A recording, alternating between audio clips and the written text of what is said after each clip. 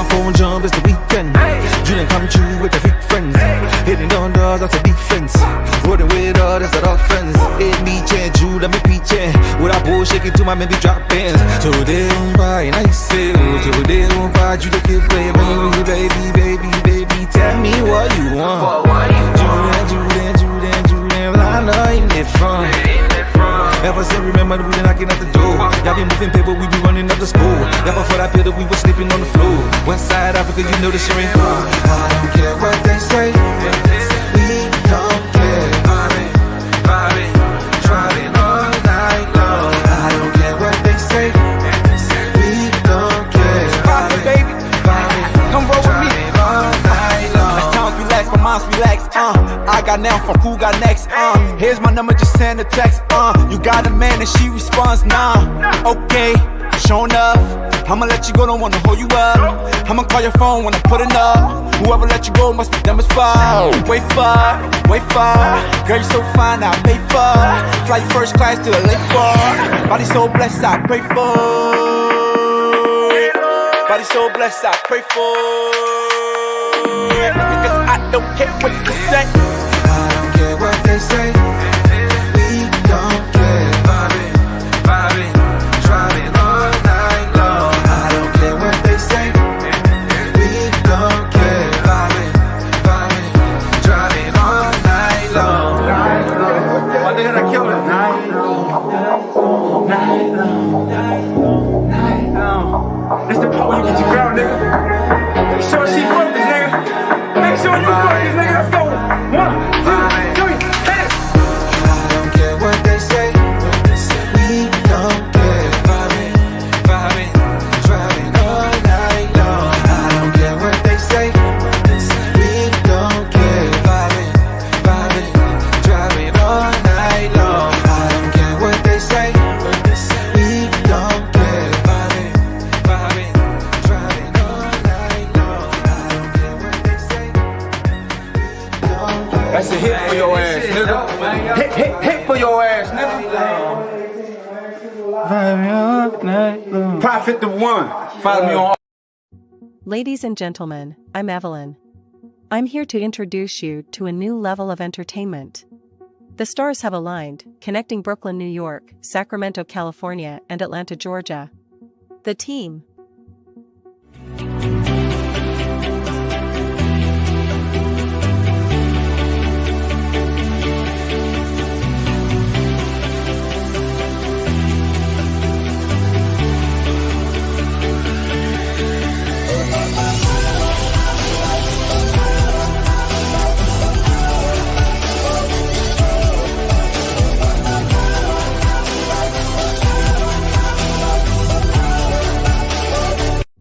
Introducing Flatbush, Brooklyn's finest, the boss, Chef Chupino. Hailing from Sacramento, California, is Andrea Lynch. From the dirty South Atlanta, Georgia, is your boy, Victor Freeze Music, or just Vic.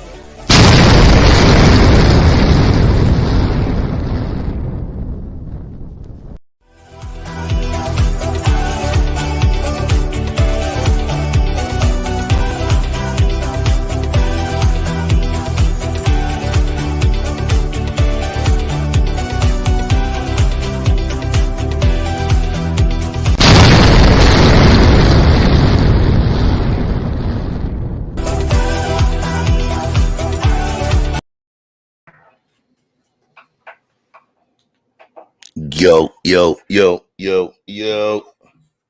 What it do, y'all? Let me get these lights right. You know, I got to make the effect. You know how it is. Keep it smooth and steady.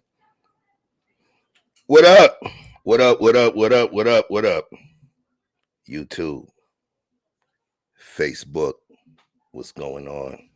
What is going on? It's your boy, Chef Chupino, here for another brief discussion.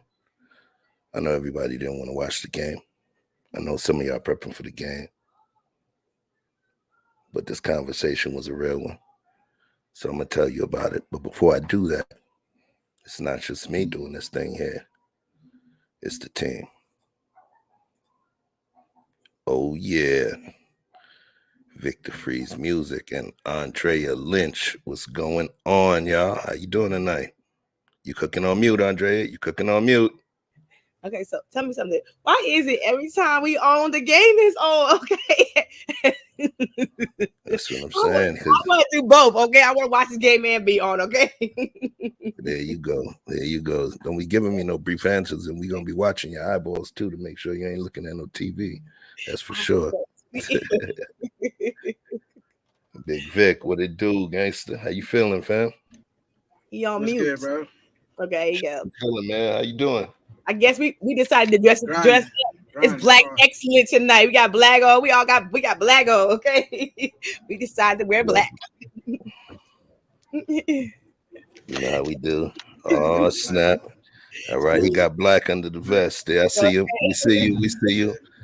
So listen, when we say we outside, we outside. You seeing Vic? He's outside. Not only are we working, but we working to bring you some good conversation and good entertainment. So let me peace to Poochie and Chato, my neighbor's dogs. You may be hearing them in the background. But let me go and put this, speaking about background, let me correct this background. Bang bang. There we go. Better. The team presents Black Excellence. Mm-hmm. Progressing or assimilating? It's a great question. But before we break down all of those pieces, let's start this off with some foundational love. Peace, Danique Anthony. Awesome editor to the stars, my guy. Doing his thing. Thank you. First on deck. Peace to my sis, Dawn Frank. Always here. If you ever heard of the A1 Day One, that's her right there. Quantum Love, metaphysician. Oh, yeah. Mika Marcel.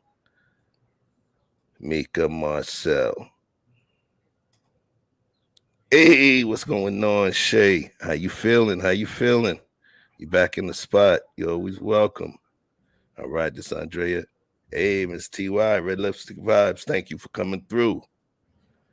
The boy ZB, my guy. The beard. He's my beard guru. Yes, I told you I ain't stopping till the beard line touches the eyeballs. All right, Dawn, Shay. Cool. Let me see where my Facebook folks are at. Facebook folks, send some love out to me. Normally my Facebook folks pop in a little later. Hey, Mr. O, my guy, top of it. Keeping it player.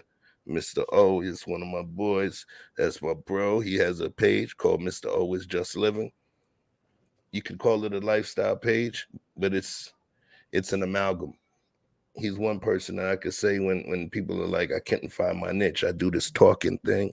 I do the cooking thing. I build and play with guns. I have other stuff that I'm into, so he's one person that has actually shown me a way to kind of blend those niches. You know what I'm saying? Check out his page. It's smooth. He's what you would call Renaissance man. Yeah, you got wrench, son. Come on, man. You already know. All right.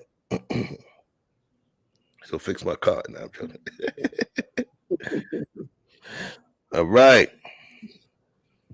So let's talk. Where did this conversation come from?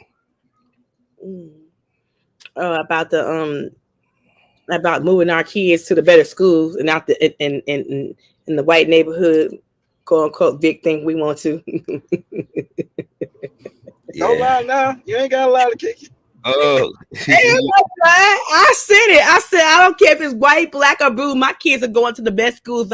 If I got the money and they got and it's in a white neighborhood. Damn it, I said it. I can sit on what I said. I don't have a problem with it, and I don't care who mad with me. It's about my family, and that's who first. Period. Okay. Peace. Good evening, Candidly V. We see you. How you doing, sis? Okay. So no, we want to Andrea, know. Yes. I don't like when you say my family. My family. Why? Can I tell you why? Say it. Come on, brother. Ain't nobody mad with you. because there's multiple families, like just like genus and species, Uh-huh. Uh-oh. and there's the Uh-oh. human family, but in Uh-huh. particular, we're talking about the black family right now. And what Okay. happens is, Uh-huh. if you take your children to these highfalutin areas, Uh-huh. a- and then my children go to the gutter Mm-hmm. because they left there, Mm-hmm. what happens is then my children have a higher propensity to cannibalize your children, right or wrong. I don't see it that way. That's a I hell of don't a see it. reach, bro. I don't see it that way. That's a hell of a reach. I see me taking care of my family Help first. me, or my kids are gonna rob yours. Let me take care of my family, and then if my family's taken care of, I can help the other families, and that's how I was taught. Families first. Nah, don't worry about it. By that time, we'll be ready to help ourselves to your shit, and you won't have to volunteer.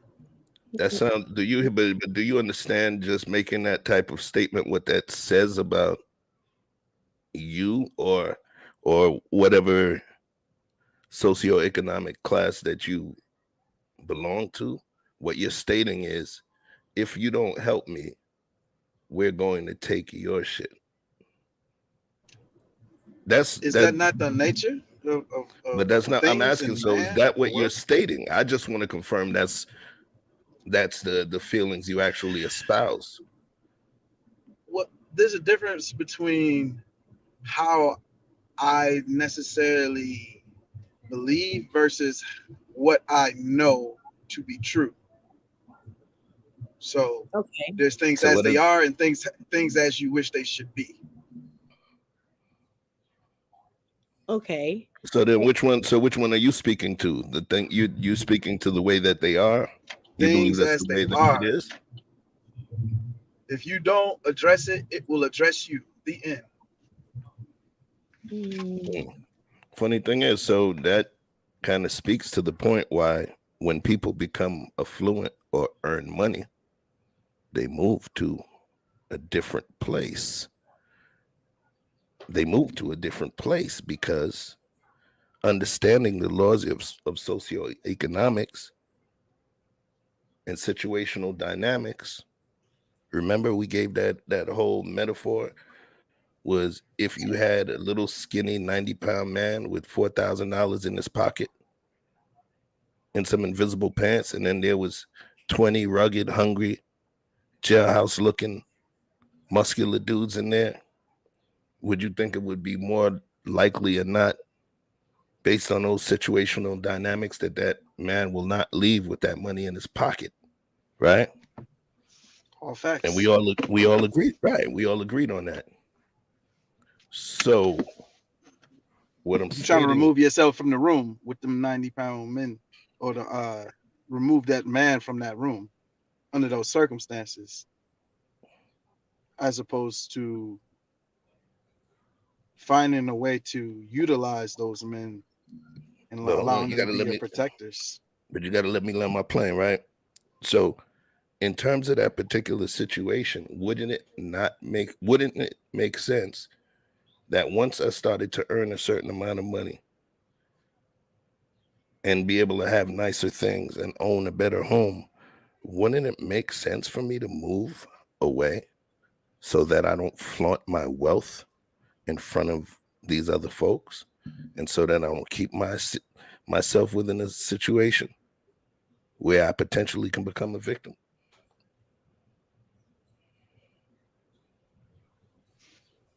I think you're illuminating a bigger issue, which is if I make a little bit more money, I got to spend a little bit more money to have But things but I'm that asking are you a that are. question though. I'm I'm I'm asking you a I'm question. answering I'm answering your question. Okay. If if I feel like because I make more money, I gotta have flashier shit, and you damn right, you probably should move away from hungry people with big plates of food. You know what I mean? That just makes common sense. So So when you say flashy, because you said flashy, if I was driving a beater when I was making $18,000 a year, hmm and then now I'm making $75,000 a year, and I want to get a newer car. Nobody said that I'm going to be getting a Bentley. I mean, the hood recognizes when you move up from a Beater to a Honda Accord. You understand what I'm saying? So flashy, when you say flashy, that's an extreme, right? I'm just talking about basic progress. We'll see what one of the young bucks got to say about it. Interesting. Hold on 1 second.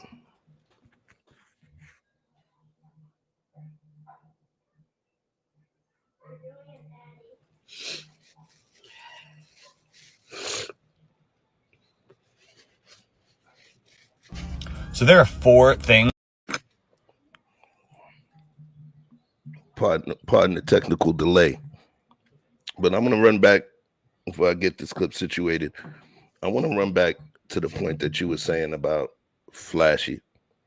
So let's try and get an overarching positioning in terms of where the conversation is and where we fall in the conversation.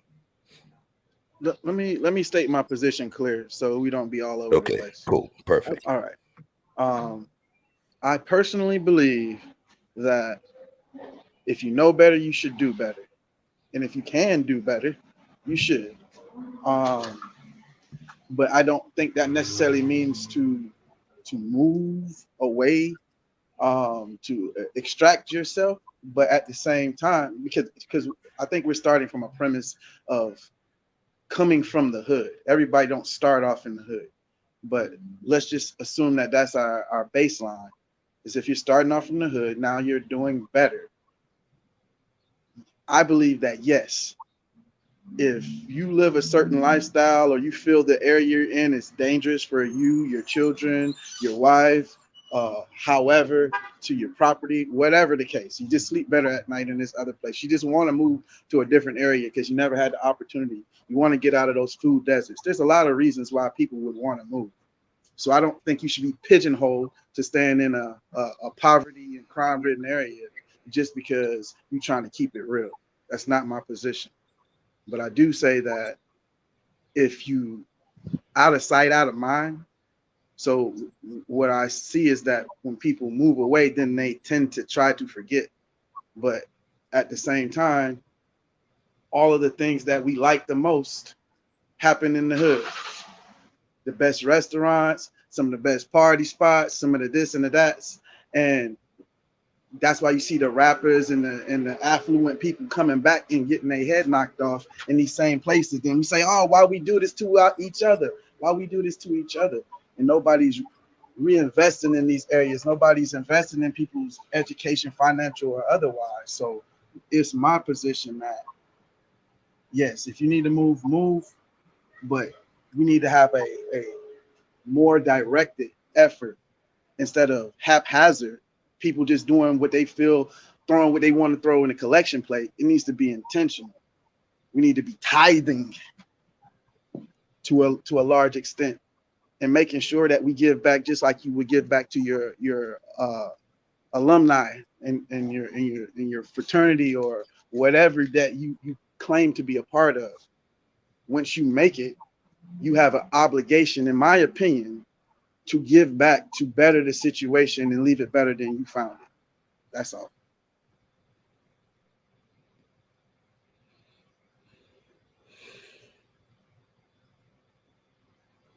You're on mute, Chef. Thank you. Andre, you want to speak your position? You go ahead. Oh, you want to be okay. My position is this.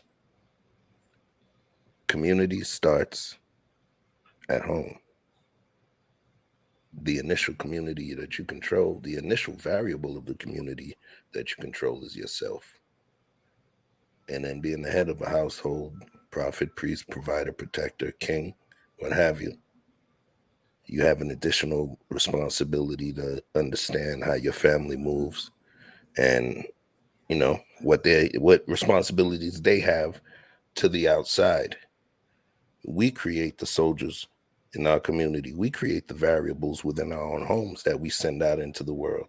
So I do believe that's the initial set of responsibility that we have, right?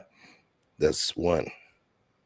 So a lot of times when we talk about hood stuff, ghetto stuff, all of that, it doesn't necessarily wrap within the dynamic of prison industrial complex and systemic racial oppression, because this is something that's overarching, which is socioeconomics. That means it affects poor people in general, regardless of what ethnicity they hold. Poor people, socioeconomics. So, with all of that being said, I believe that when you get what you get within the hood, you recognize what kind of soldier you can be. And if you are not a social justice warrior, that is not your ministry, then you step aside and you allow the social justice warriors that are able to command the same kind of income as you, allow them to stay in the hood and do all of that work. Because if you're not about that life, then you need to go on and move on. Another thing, I have zero problem with growth. I believe that if you do better, you should have better. You move to a better zip code, you get a better house. You know, there's nothing wrong with that. I'm vehemently opposed to those, you never leave the hood. I'm going to be in the hood forever. And I'm vehemently opposed to people that state that you owe the hood something. We're going to talk about that. Watch this. I may piss people off, but you'll understand. You owe the hood nothing. Not a thing. You don't owe the hood a thing. But we're going to talk about that later. All right. Go ahead, Andrea. And I'm heavily opposed to feel the same way. I don't owe the hood nothing. And if my daddy taught me and my mom taught me and the church taught me, first you got to take care of your family. And then after you take care of your family, you take care of everybody else. And I want to be shot, stabbed. And when I say hood mentality, it don't matter if you black or white, blue or purple. A hood mentality is a state of mind, not because I say where you live. A hood mentality, I could be living in a white neighborhood and still have a hood mentality, because that's what some black folks do. Even though they move into a white neighborhood, they'll put their lawn pit on the lawn. They'll be barbecuing in the front yard. So that's still a hood mentality to me. Okay, I'm just keeping it 100. And even when me and my kids lived in the hood, I always told them it was just a planning right now. When we gonna do better and never have a hood mentality, because we gonna get up out of here.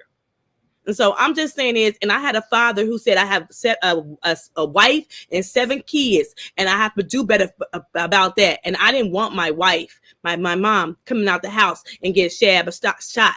So he moved us out the hood into a better neighborhood, into a better school for his children, because he had 7. And I feel like that's nothing.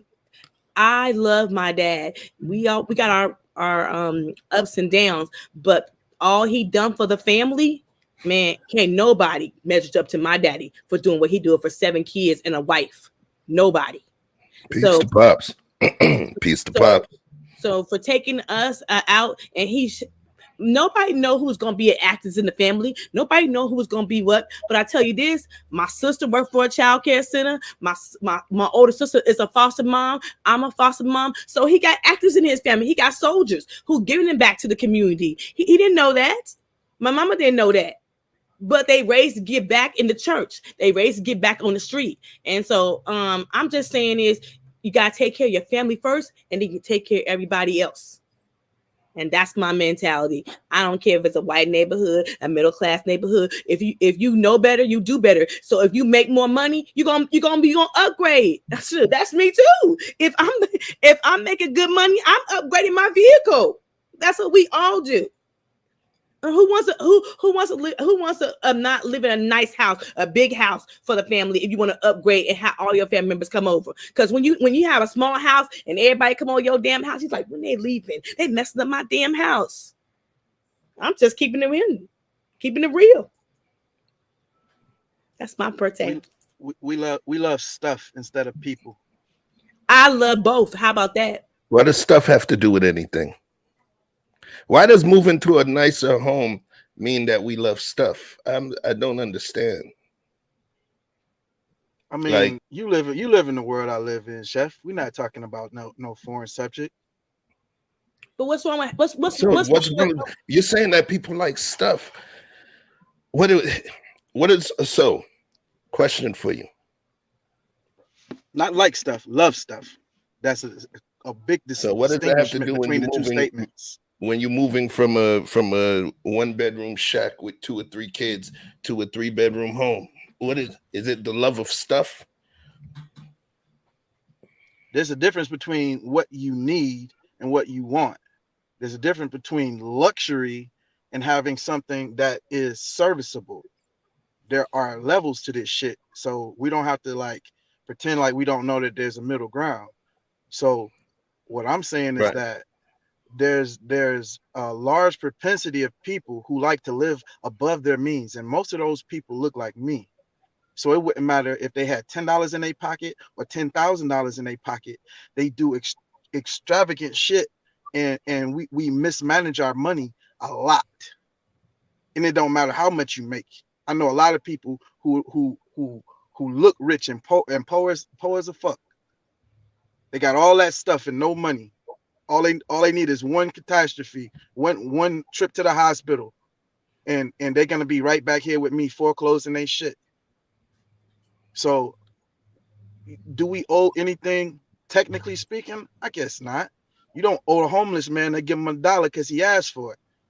Just don't be mad if he allows something to happen to you and he see it and he don't say nothing. Or maybe he's the perpetrator. I'm just saying, people, you get what you give out. The energy you give out, that's what you get back. So if you got all for me, for mine, ain't enough scarcity mentality, then we will continue to walk around this circle of the haves and the have-nots, even amongst our own people, and we'll never be able to build. Yes, never so be able to build because everybody's looking at everybody else as food or a predator. Either you food to me, or I'm a predator to you. You see what I'm saying? You're talking from the hill. You're talking from the top of the hill. Can you talk to us mere mortals? But everybody don't want to build with everybody. Don't want to build with each other. Right. Everybody don't want to build with each other. I'm sorry, everybody doesn't want to sacrifice their children and remain in a place. I'm black don't mean that's because I'm black. Don't mean me and Chef gotta get along. Because Chef is black and I'm black don't mean we gotta get along, and don't mean we gotta build together. Because I know plenty of black folks don't want to build with each other. You know why? Because they say they get on their damn nerves. You know why? Because they want a discount. You know why? When they got black business, they always want something else. No, there you go with that shit. I'm just keeping it 100. Hey, listen. No, it's like why does my family and my children have to be subject to your social experiment? Why does my children and my family have to be the ones that submit to the social experiment to create the utopia that you wish to come about? Evolution is the long process, which means they are not even going to be the ones that affect the full actual change. They're just one step. So why do I submit my progeny, my legacy, my children to your social experiment because you believe that that's what's owed? You said it's my social experiment. That's what I'm calling it, the social experiment. But you have to acknowledge that we're already in a social experiment. This is a social one question. Huh? I asked you a question, bro. You said, why do you have to subject your children to my social experiment? So I'm speaking to the fact that you called it my social experiment when we're already in someone else's social experiment. So why the hell are we all subject to this particular social experiment? Why are you talking about my attempt to escape from this social experiment that I'm already a part of, that I didn't sign up for, had no part in creating? I don't even understand that answer, but I mean, I'll take it as an answer, right? Well, I'm just saying, the thing is, because listen, go ahead. What I'm trying to say is that when I'm never mad at the guy trying to get, okay, in Russia, right? Inside of their prison systems, it is not a crime. You do not get extra time for trying to get out. Attempting to escape is not an extra charge because they consider that a human reaction to the situation. It's natural. That's how it's supposed to be. You should want to get out. But here's the thing. In America, that shit can double your time, triple it, because they don't like when you squirm. They want you to just take it. And me personally, I'm not into taking it. So the way I feel about it is that when I'm placed inside of this social experiment, not my own, did not create this, did not vote for any of this, didn't even ask to be here, born into it. When I do what's natural to me to attempt to escape, it's also natural to me to want the other people out too. I want y'all out. Even if you're fucked up, I want you out. Because this shit is way past the kind of fucked up that you are. It may even be making you more or intensified or magnifying the villain that they're making you out to be. Some people are just conditioned, victims of circumstance. Just doing what I gotta do to feed my daughter. You understand? People all have their own reasons why. The hood ain't a monolith. They're not all motherfucking runners and gunners. Matter of fact, the majority of them are not. These people are terrorizing the hood. But we can't. So that ain't who we talking about when we're talking about reaching back. But who are the people terrorizing the hood? Who are they? Ain't our own people terrorizing the hood? Wait. No, I want to hear Vic with when you said these people that are terrorizing the hood. I want it to be unequivocal. Like who? When you say these people, that's terrorizing a smaller set of people. Who are those people that you're referring to?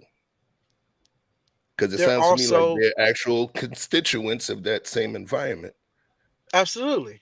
Right. There's divisions. That's why I say it's not a monolith. Right. There's divisions. If you walk into an American prison, if you walk into an American prison right now, pick one, spin the wheel and pick one. You will not find all criminals. They're just people who's in there. And then there's a whole bunch of criminals and convicts and felons and that are made for that should be there. And then there's a whole bunch of people that got fucked up but probably shouldn't be there. But the longer they stay there, the more they become like those other people. The more the conditions make them more of that thing. And then you pretend like you're rehabilitating them. Then you pretend like you're rehabilitating them and then release them on the public. Exactly. So you just made the point, that the overarching point that I've been trying to make. It's our own people. You stated that the more that they are subject to that specific environment, that they have a higher propensity or become more prone to a particular subset of actions or reactions based on the stimulus. So that's the point that I'm making. And that's one of the reasons that I'm stating that I agree. When we make it, we need to bounce. Now, hold on one second. The boys ZB said, Europeanism is all I hear as y'all expound on your points. We are all subject to artificial construction that has a sunken and superficial reality. Nonetheless, it's our reality, however. So, to some degree, I could see in terms of superficial reality, i.e. our own individual matrix or matrices. ZB, I can't have you on the sidelines in this conversation, right, bro. You gotta come up, man. You ain't got to cam up, but you got to come up and explain that. But from what I see, it's almost what I call the Juana Washingtonism, where he's speaking above the construct as opposed to in it. He's basically saying y'all are arguing some artificial stuff that's not even real, but we're gonna leave that one on the side and bring it back. I wanna bring somebody else to give their opinion on this piece. Gotta leave the hood, bruh. Mm-hmm. You gotta leave the hood. Mm-hmm. Can't be in the hood, bro. And tell me why. Because the hood is like, you gotta understand, when you come from them ends, Mm-hmm. it's struggle. Okay. When you come back to the hood, you come back to bless the hood. You don't come back to chill in the hood and have police because you got enemies. Mm-hmm. You understand? So the more fame, richer, whatever you get, the more success you get, is the more angry that the people didn't like you. Mm-hmm. And you sitting there in their face all day. You think police ain't gonna be mad? I was locking this nigga up in wall, this fucking joke. If they mad at the dope dealers, what the fuck you think they gonna do to us? Yeah, he didn't lie. Piece of Smurder. Grew up right around the corner in the 90s. Church Ave, Brooklyn, you know what it is. Welcome home. But back to this. What do y'all think? Any opinions about what Bobby just talked about? I agree with him. I do agree with him what he said. I do. I think it's so sad that us Black people, if we get money and we want to move out into a better neighborhood, the community is upset. And this is the thing. I find myself looking at these rappers who go back to the communities and then they try to help their community and then they get killed. And my personal thing is keep that ass out the hood. Send a check. Send one of your homeboys who live there. Just do it that way. Stay your ass where you and your family is and just send some checks, send some money. Do it that way. You don't have to show your face and show your body and stay on out where you're at in your suburban community where your family is safe. Send a check. Send your allies, your people, your homeboys out there help. You don't got to show up. Fear. Okay. Wait. I'm gonna let Vic address that. I thought you said fear. Fear. Mm-hmm. What'd you say? Fear. Yeah. F-E-A-R.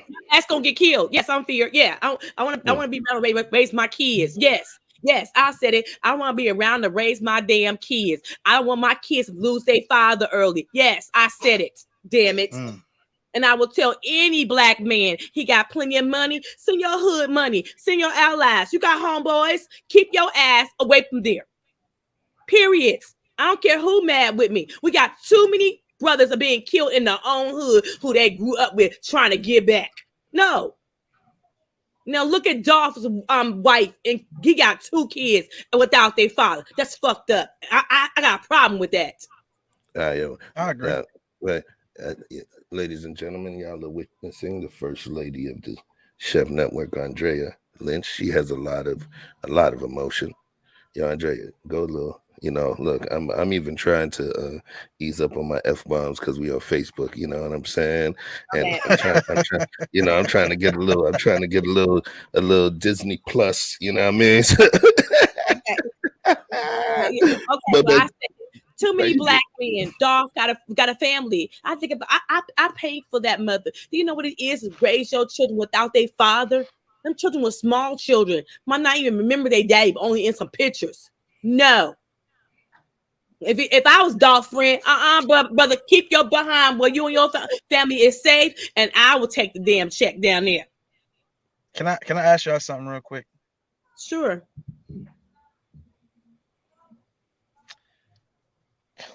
I'm a proponent of solutions.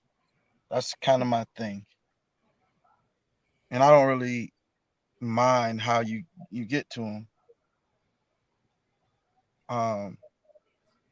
I would prefer to maintain my morality whilst doing those things, but that's about the only thing that would exclude me from not taking a specific measure. And I'm not above sacrificing morality to get the desired result. So what I'm saying, or my question is,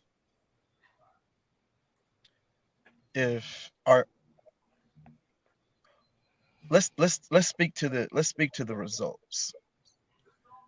Are you are you under the impression that as long as you move, because I'm gonna come back to that middle class thing, but are you under the impression that as long as you move out the hood and you never go back, that you will be safe?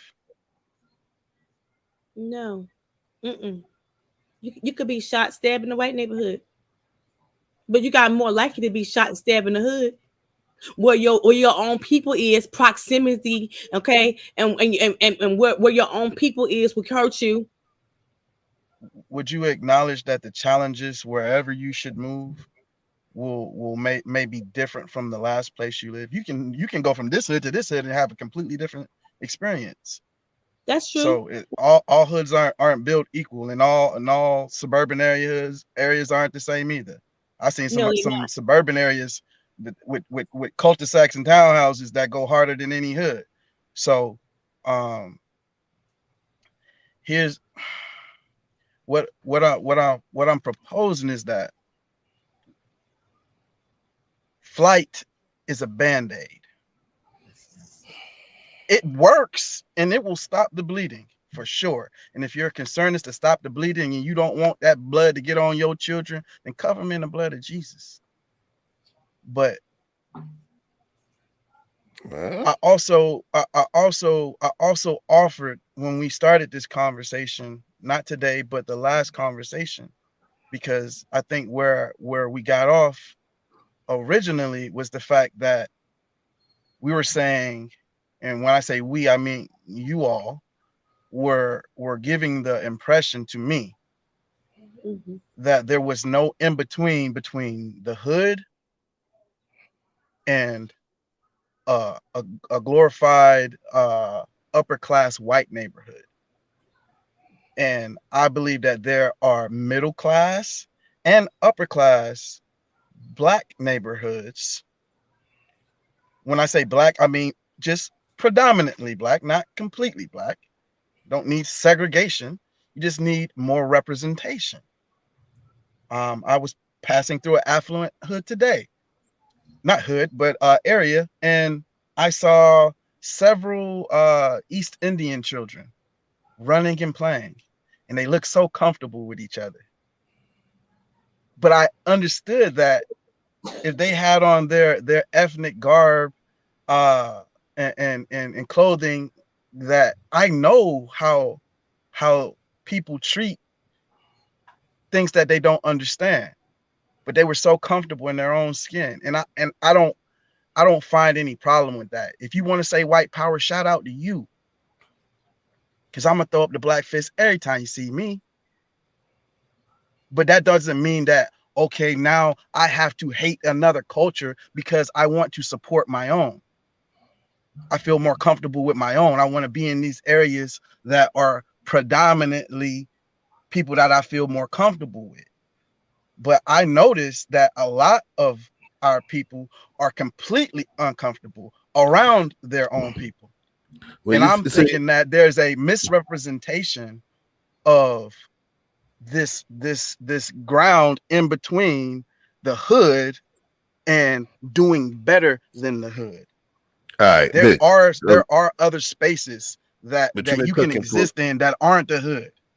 You've been cooking for a second, right? When I'm stating, so I'm gonna drop this before I move to the next point. One thing I'm saying is Andrea stated what she stated, and what you pushed back with was the term, one word, four-letter word, fear. Fear. Right. But the craziest thing is the actual foundational point or overarching emotion to drive what you're stating right now is the fear of some sort of hypothetical issue based on race, socioeconomics, and geography. So you're utilizing the same thing, fear of something else. But now, remember I made that joke? I was like, yo, bro, you're a communist or something? Because in terms of the way that it seems that you're looking at movement or progress, it seems as though progress is something that you're reaching for out of some lack of what you wanted. You stated of what you never had or wanting to assimilate to be like someone else. Why can't you want better? If I'm a guy that likes to drive fast and I like to race, yeah, I can go fast in my straight pipe Honda Civic, okay? But at some point, I recognize the levels of speed. I want to move to a Challenger. I want a Hellcat. I want to move to a Ferrari. You get what I'm saying? That's progress.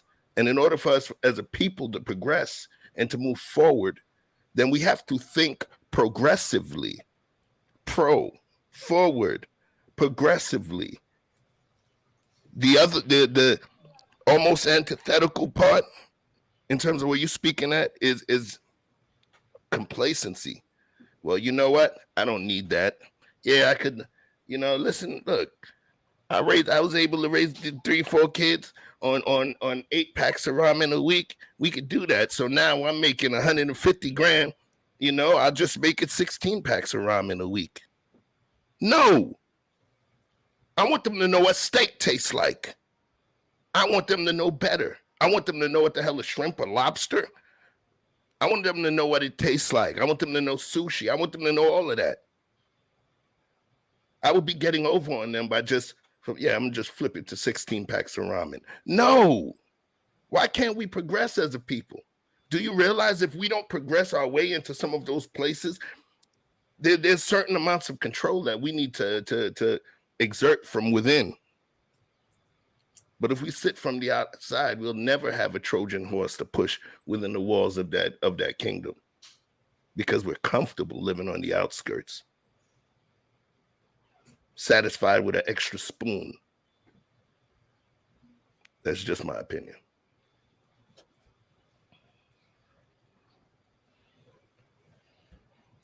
So is your position to say that because are you trying to say that to hold my position, that means that you don't want more? It's based in laziness? No, I didn't say laziness. Laziness is different. I associate complacency with the same thing. Right. Yeah, complacency and laziness is not the same thing. Complacency is is comfort. Laziness is a lack of motivation in terms of action, but complacency is a bit different. Complacency is being comfortable within a certain dynamic, and it denotes the beginning of stagnance or stagnation. So complacency is not a negative thing. At some point, go ahead. Here's the funny thing, right? I'm a big fan of Mexicans. Whether they are always the fans of black people, I don't know. Sometimes they is, sometimes they ain't. Hit or miss. But I'm a big fan of Mexicans. And the reason why is no matter where I go, where I see them, what the circumstances are, I'm trying to think of a time I seen some Mexicans beefing. I'm trying to think. And they be deep. And they be having fun. They be partying. They be liquored up. Okay? They be living together. I don't see nobody kicking nobody at the house, fighting, dragging a girlfriend out. I don't see this shit. And what's crazy is, right? My people live in this hood, right? And I remember, like, it's been pretty much a black hood for a long time. But as of recent, there's always some Mexicans in the area. And I say Mexican because every person of Hispanic descent ain't the same. But I have a particular, I study the movements because, the results you want is what you should. So what I'm doing is when I'm observing now, where it used to be a few Mexicans in this hood, now it's the majority Mexican. And I noticed that once they had the majority, the conditions changed. They would come outside more. They were more comfortable. The kids would come out and play. They have church on the lawn. with just regular chairs, like 40 people just sitting in the middle of the line. Like, hey, they pull out speakers and party. Nobody's complaining. Nobody's calling the cops. Nobody's shooting. They doing their thing. And nobody had to move nowhere. Son. I don't know what you're talking about, bro. Well, hear me out. What I'm saying is that they didn't have to move. They took the same conditions we were under, which people would be like, hell nah, I don't want to live over here. Hell nah, damn boy, you need to move out of here. And now that they are the majority, they are completely comfortable because how they commune and deal with each other and take care of each other and look out for each other did not require them to escape this quote unquote hood. It ain't even the hood no more. It's home to them. You feel uncomfortable because of how comfortable they are. What you're saying is totally incongruent, and I got to push back on it. First of all, when you bringing up, you use, and I don't like to move with the prejudicial statements. I'm not going to say it was prejudicial, but you spoke about how they all like to live together and commune and live together in the homes and all of that. Let's be real about it, all right? The people that lived all together in the homes came from a lower socioeconomic climate, and what they ended up doing was pooling their resources to all live together, which means they came from something else, which means what you consider the hood is not the same as their hood. Okay, if you came from some of the places where, if you saw some of the places that they originally may have come from, all right, their hood and our hood is some way different, way different. So what you are looking at is something different, because the area that you're looking at where you're saying, oh, they didn't have an issue, they didn't try to escape, homie, they moved up. Moved up coming into the hood. You're looking at it, you can't put yourself in the same dynamic because you're looking at it from your own socioeconomic place. You may look at us as the bottom, but then if you have somebody that literally comes from a third world nation whose GDP is less than ours, then guess what?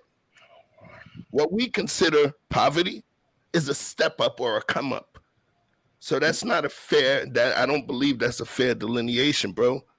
At all. And for the record, listen, let me say this.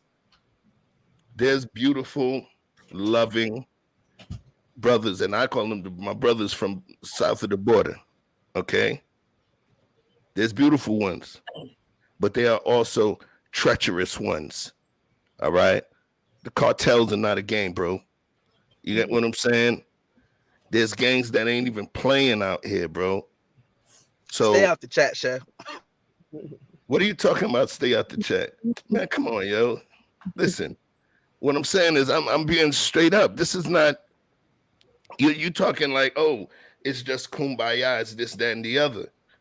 Nah, that's a totally different situation. You want to know what that is? Let me help you out. What that is something that I believe that we tend to not be able to do as a community. And what do I mean?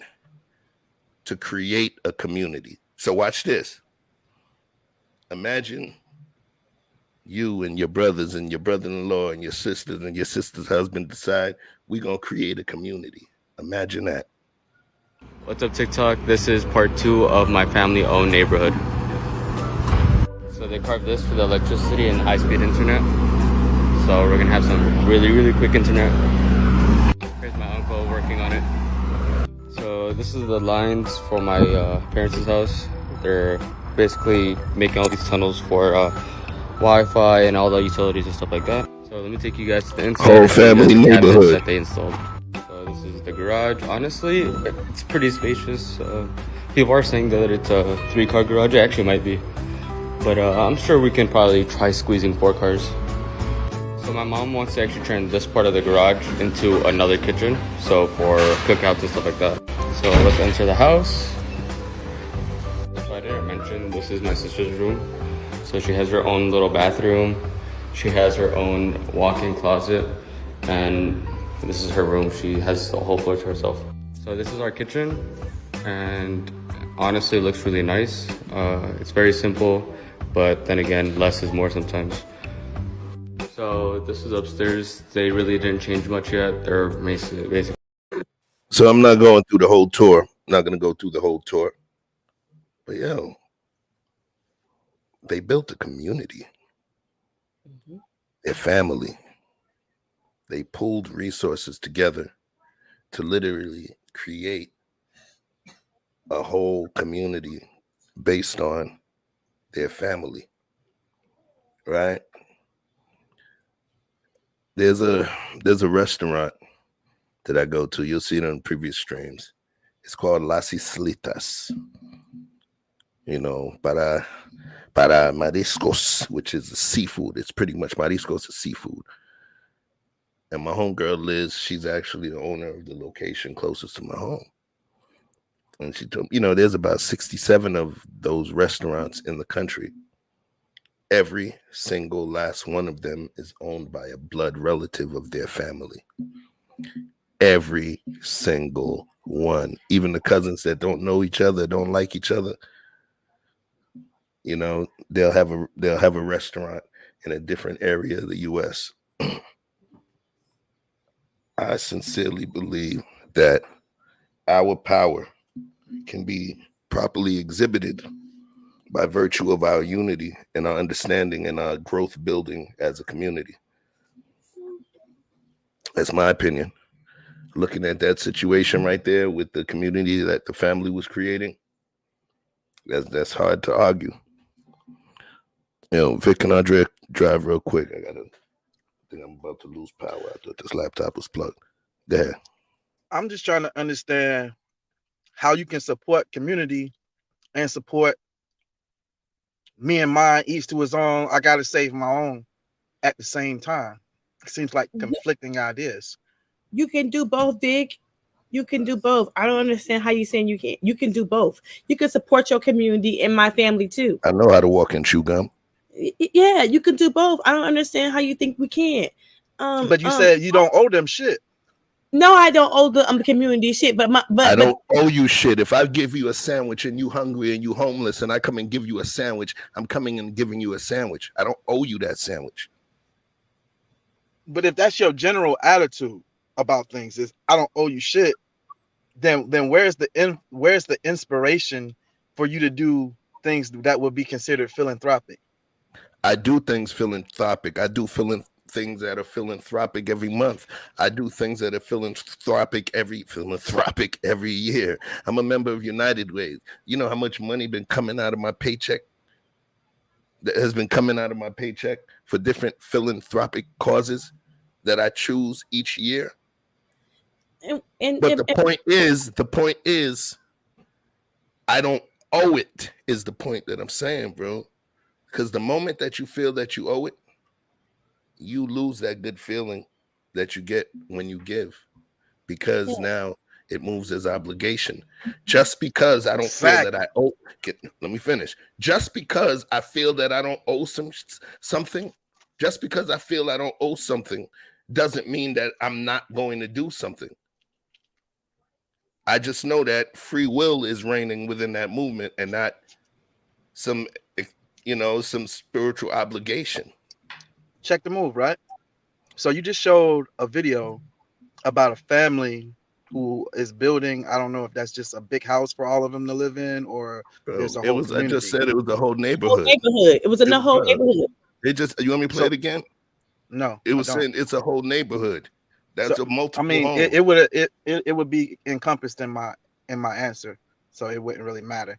But the point is that whatever undertaking that those people had came together to do that, it took a concerted effort from multiple people who had to retailor the dreams and the whims that they might have already had for themselves, and they all had to redirect them.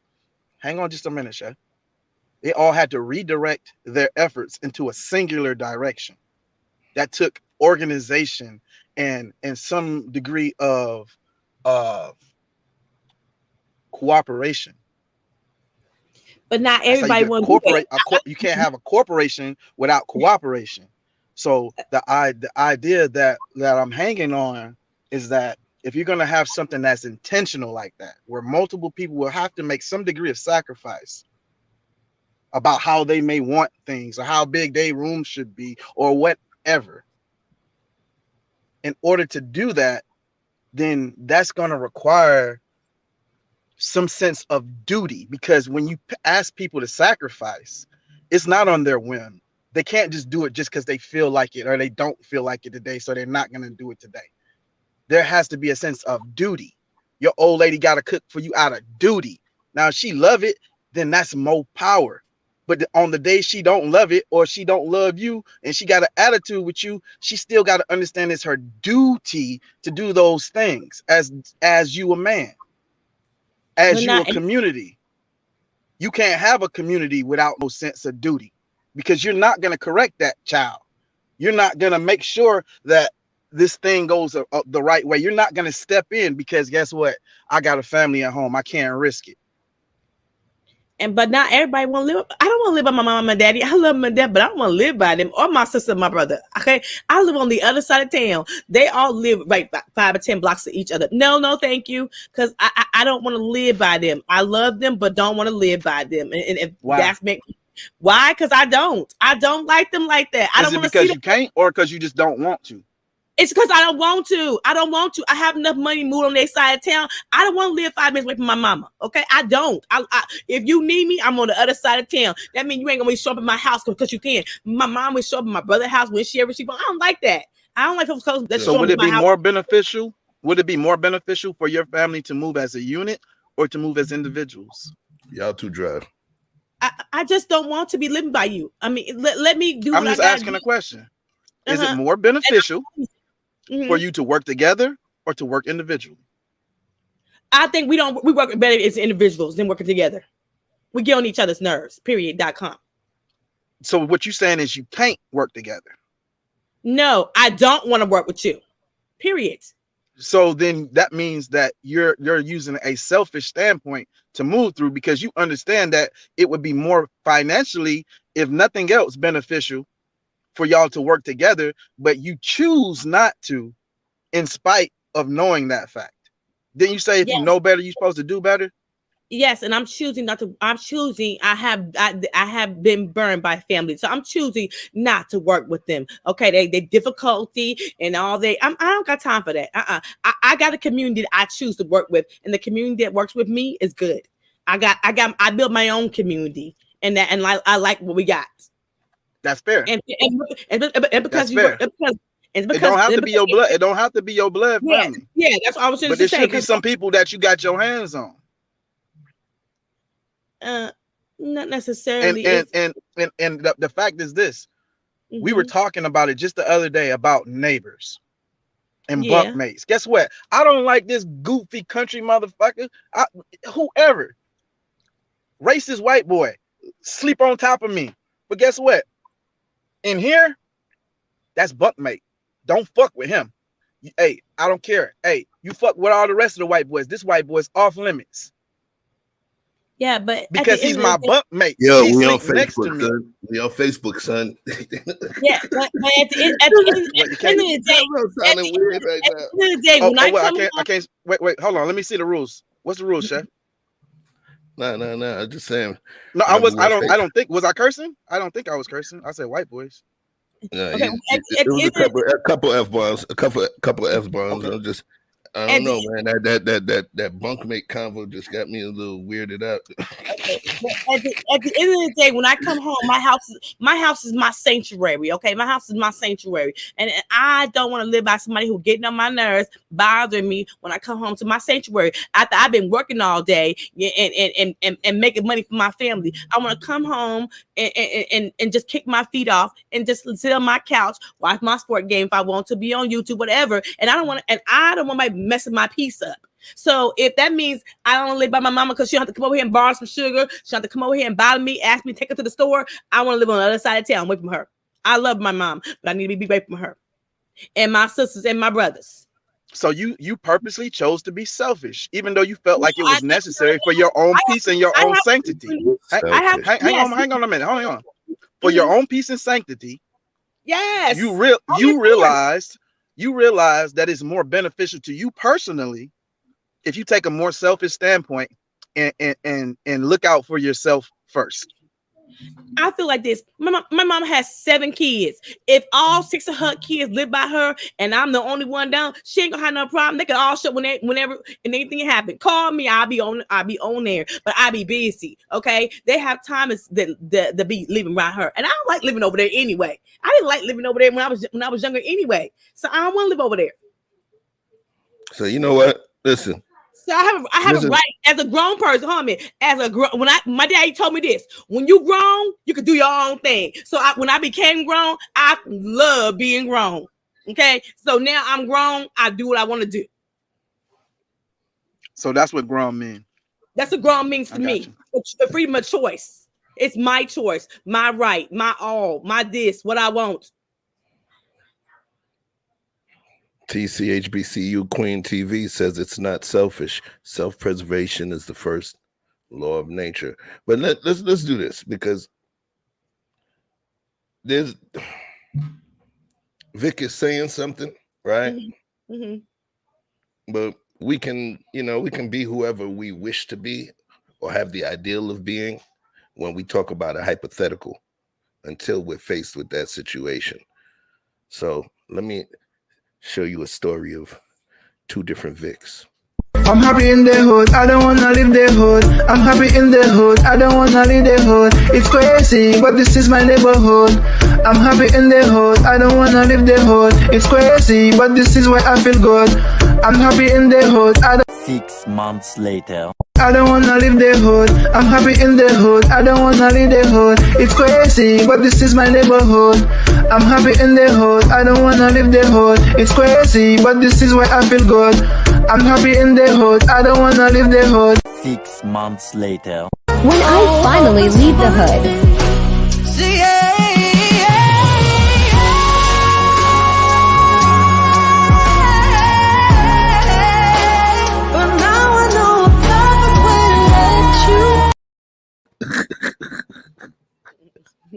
Yeah, son.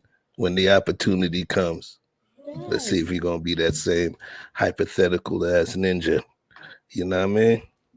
I don't like the premise that you gotta stay in the hood. I just the original point, how we come to this conversation is I said that you don't have to, when you let's assume that this imaginary or hypothetical person lives in the hood, and let's just say as a baseline we agree that the hood is not necessarily the best place to raise children, because that's what we added in as a factor. So yes. So this hypothetical person has all aspirations to leave this particular hood. Is bad. Okay, because they leave the hood, where now must they go in order to provide a fair and equitable life for the children that they're raising? Does it have to be a white neighborhood? That was the part. No, nobody ever said anything about white neighborhood. Wait. When we said better neighborhood, when we used the term better neighborhood, you pulled the term white. And does better mean white? And that's how we got to this particular topic today. You actually were the one that brought up the term white when we used the term better. We didn't make that point of inference. That was your chosen terminology. You get what I'm saying? And it was like, whoa, you said does better mean white? No, better means better. School districts make a difference. You got to think better school districts make a difference. Hold on a second. A better school district makes a difference. It's like it's a reciprocal loop, right? The property values allow more taxes to be collected, which in turn funds better schooling within that community.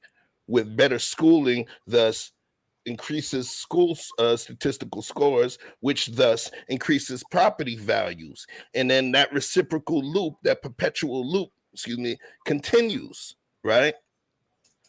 But you drew in something about white when it doesn't mean white. You heard of Baldwin Hills? Baldwin Hills is a predominantly black community. Neighborhood, affluent black neighborhood. Right. You get what I'm saying? Yes. Now, when we was actually having a conversation, I went out of my way to say, are you trying to say that there's no areas that you can use? Oh man, no, I'm talking about the good school districts. The good school district. I'm saying, so that means you got to move into an all-white neighborhood to get into the good street. You have to. You can't be using the wrong address. I'm just saying that anybody who would like people use can go back and watch the replay and just see what's said. I don't want to. I know what I said, bro. I relitigate that.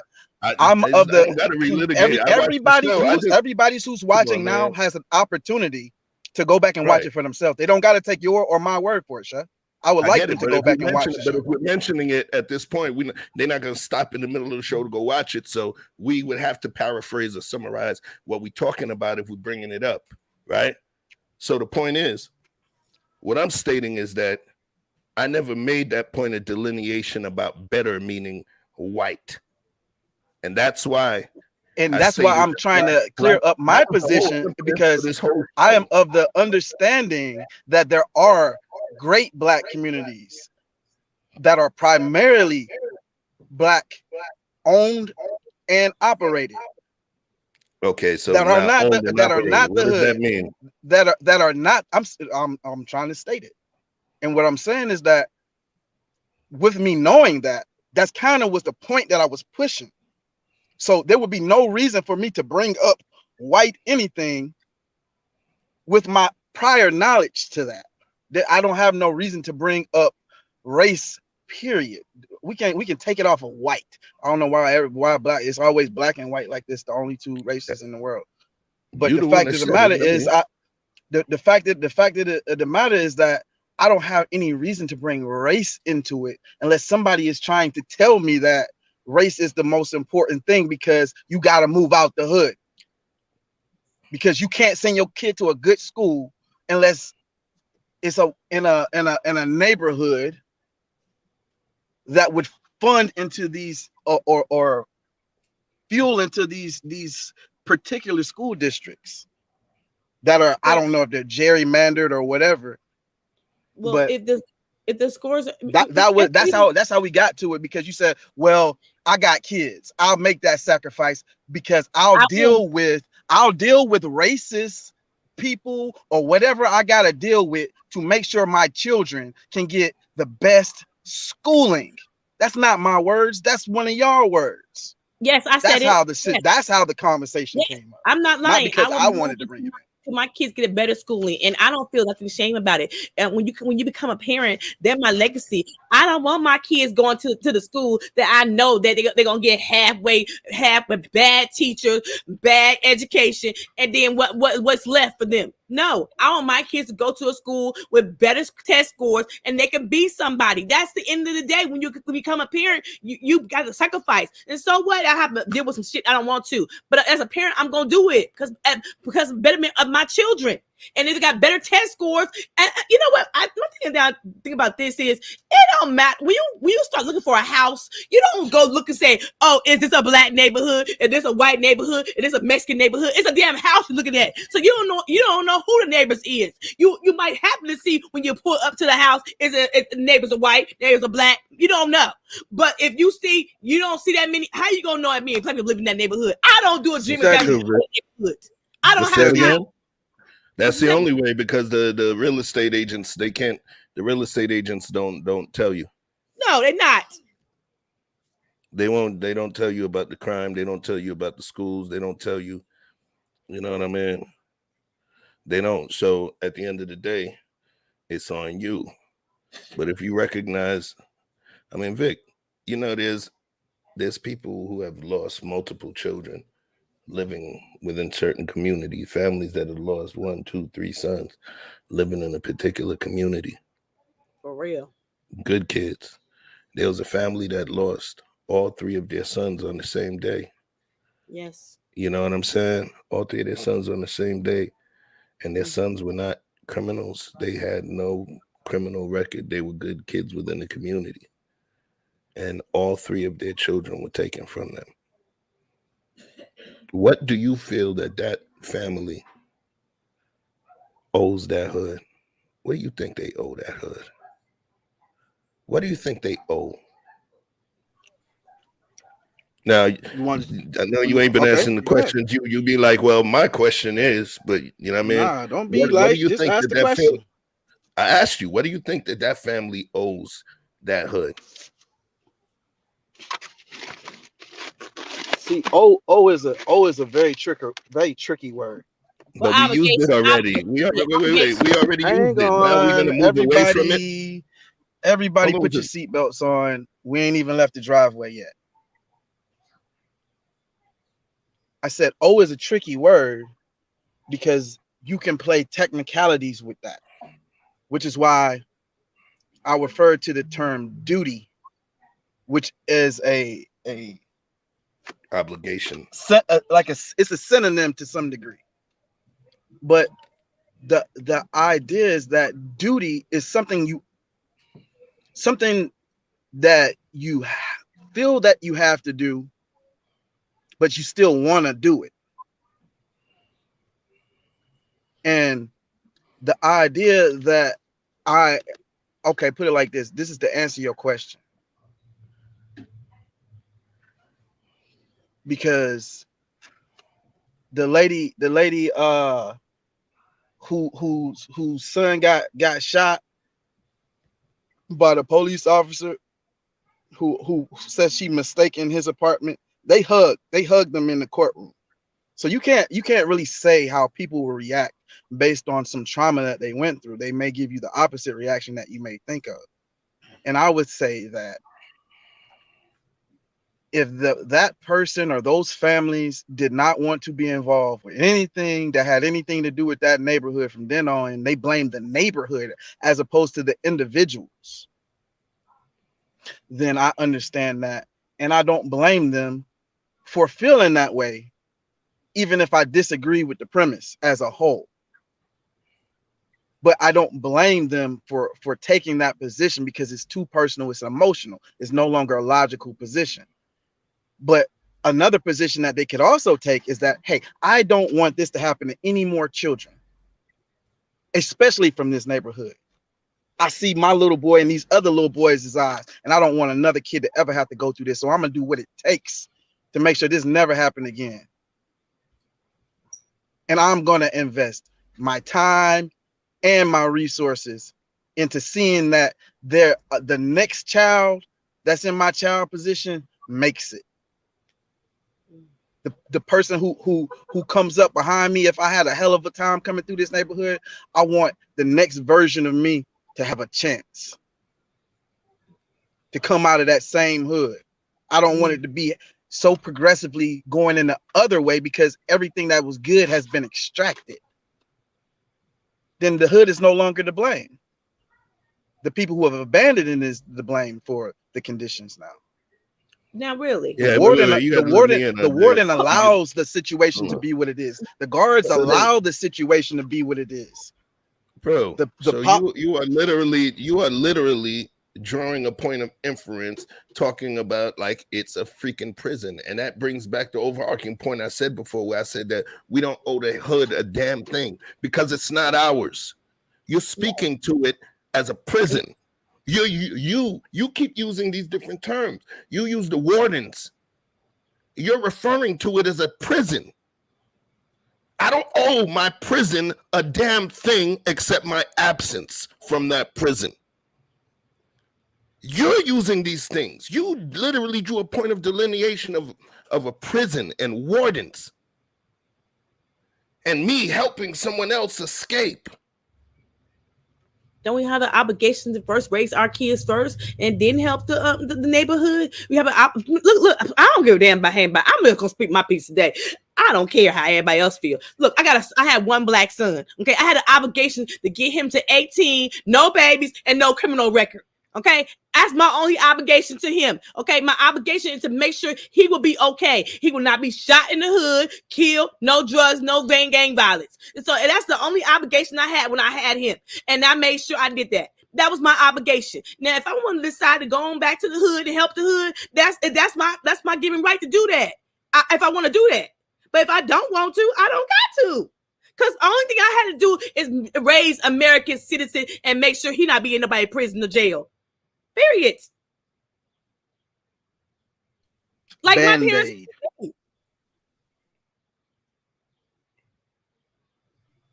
Band-Aid. So what'd you say? Band-Aid. No, it's not Band-Aid. Because you know what?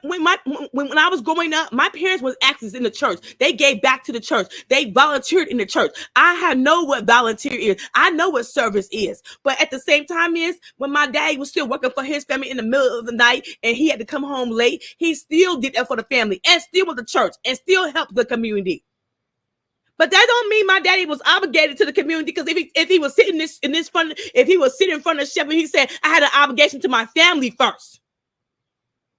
And then I can help the community. Because if I'm no good, I can't help the community. On a lighter note, you think we're the only ones that's trying to get out the hood? Everyone keeps asking how a girl like me was able to leave the hood. I did it the old-fashioned way. I married a rich daddy and convinced him not to do a prenup. Don't mind me. Don't mind me. Yo, that illuminates one more point I want to make. Which is you spoke to how the conditions and perhaps where people are from in third world countries may be even more severe poverty or crime or whatever than they're coming from here. I'm not 100% sure how that correlates to what I was saying about them being able to be in the same condition that we're in under the same circumstances, yet get along. The correlation is because they came from worse. That means this is a step up. Allow me to finish, Chef. Allow me to finish, Chef, and then respond. Come on, allow bro. me to finish and then respond. Come on, man. Go ahead. I don't think that's asking too much. What I'm saying is that just because they find themselves comfortable in these situations, they don't stop there. I know a lot of Mexicans doing real good, and they came in, they all was riding around in them damn paint trucks, getting covered in paint, men and women. You know what I'm saying? Coming in that bitch 10 and 12 deep, all living in one apartment, and I watch them one by one. Each one get a car, each one get a house, and they start getting up and getting better jobs. But everybody has a role to play. There's people who watch the kids while they gone. Everybody plays a position. So, Andrea, you made a very interesting point when you were talking about Ben Crump. And one of the things that you said was, where's the next Ben Crump gonna come from? Yes, who's raising that dude? Who's gonna be the replacement? And I believe someone asked you, would you want your child to be the next, or the next Martin Luther King, or so on and so forth? I believe somebody made that reference. Yes, somebody asked me that question, and I thought about that question because too. that would be a sacrifice. I'm ready to get an answer because I thought about that question. I thought about that question after it was said to me, and I didn't get the correct answer. No, I don't want to raise the next Martin Luther King because I know what the end result is. He might not be here. How about that? So if you knew that as a guarantee that you would raise a child who would be the next Martin Luther King, who would move the people to the next graduated level. I just said I don't want to do that. Mm-hmm. If you knew for a fact, as sure as we born to die, that he would die, but he would be able to complete that mission and move the culture as a whole forward. You thinking on the top of the hill, you still would not. You thinking on the top of the hill, your child. Everybody don't think like that, bro. Hang on, Chef. Let's talk about our mere mortals, bro. This is a mother and her son. Hang on, Chef. Why you? Hang on, Chef. You got to have ovaries to win that one. You got ovaries? I don't, but I understand. So allow the lady to answer the question. Go ahead. And then the answer is going to be no again, because you know why? Look at Martin, look at Malcolm, look at Meggers. No, I don't want to raise my son to be dying at a young age, and he has no. What I want my son wife be the next Coretta Scott, Malcolm X's wife. No, I don't want that. So no, I want him here with me. I'm selfish. I want him based here. on based on that, because Chef, it's not lost on me that she's a woman and a mother, and they think different. So. Based on what you're saying, these men that you spoke of, do you have respect, and you glad that they did what they did, correct? Yes. You're a direct beneficiary of the moves and the sacrifices that they made, including their lives. So my question is now, those men also had mothers. Yes. And had their That's mothers. why we say thank you for your service. And had their thank you for your service. So had their mothers known ahead of time that it was a guaranteed demise that their sons were walking through, and these are good sons, so they would listen to their mothers, and their mothers advised them against taking the actions that they took, because that was a sacrifice. So they say, hey, don't do that. Don't do that, son. That you surely to die if you do this thing. And you say, you know what, mama? I believe you. I think you're right. I'm going to just go and I'm going to be a plumber or electrician and just take care of my family and these little black children right here, because that's what's most important. Where would we be if everyone took that position? There is not everyone that takes that position. You're using the connection with the mother not wanting their child to do something that can better the community. Okay, let's go something as simple as mothers wanting or not wanting their children to join the military, bro. Let's use that piece right there. Yes. Forget building the community. Let's go in the military. Let me land it. Let's use that piece. One of the main reasons, and the other part of the sentence that we don't say when we say thank you for your service. Another part potentially is because I couldn't do it, or we need you, or because you're doing what other people can't do. Remember, the people that technically keep us safe, some of those people are strong. They have physical testing they have to go through. There's certain things. You were a proud member of the Air Force, so you recognize the difference in terms of civilians, and you even talk about how in shape you were, well, you know, when you retired and compared to where you are now, right? It's a different thing. That's why we say thank you. That's why we thank them, because they're doing something and they've committed a sacrifice that we could not. That's why we honor not just the military dead. That's why we honor their families. That's why we give them the folded flag, and then hoist up their child in effigy. Why? Because we recognize the sacrifice. It was a sacrifice, but everybody does not make that sacrifice. The people making the sacrifice, they make that sacrifice so the others can be comfortable and not know war and not know attacks and not know the pain, of terrorism and this, that, and the other. The people that make the sacrifice do it for the comfort of others. Where E Blizzy at? I need some balance on this panel. You need some backup. Balance. Because okay, let's address. Your points should be able to stand on their own. Because me and Andrea actually, it seems like we're making the same point. What it is, I'm thinking, is that there's certain particular points that you're making, which we may both happen to push back on, right?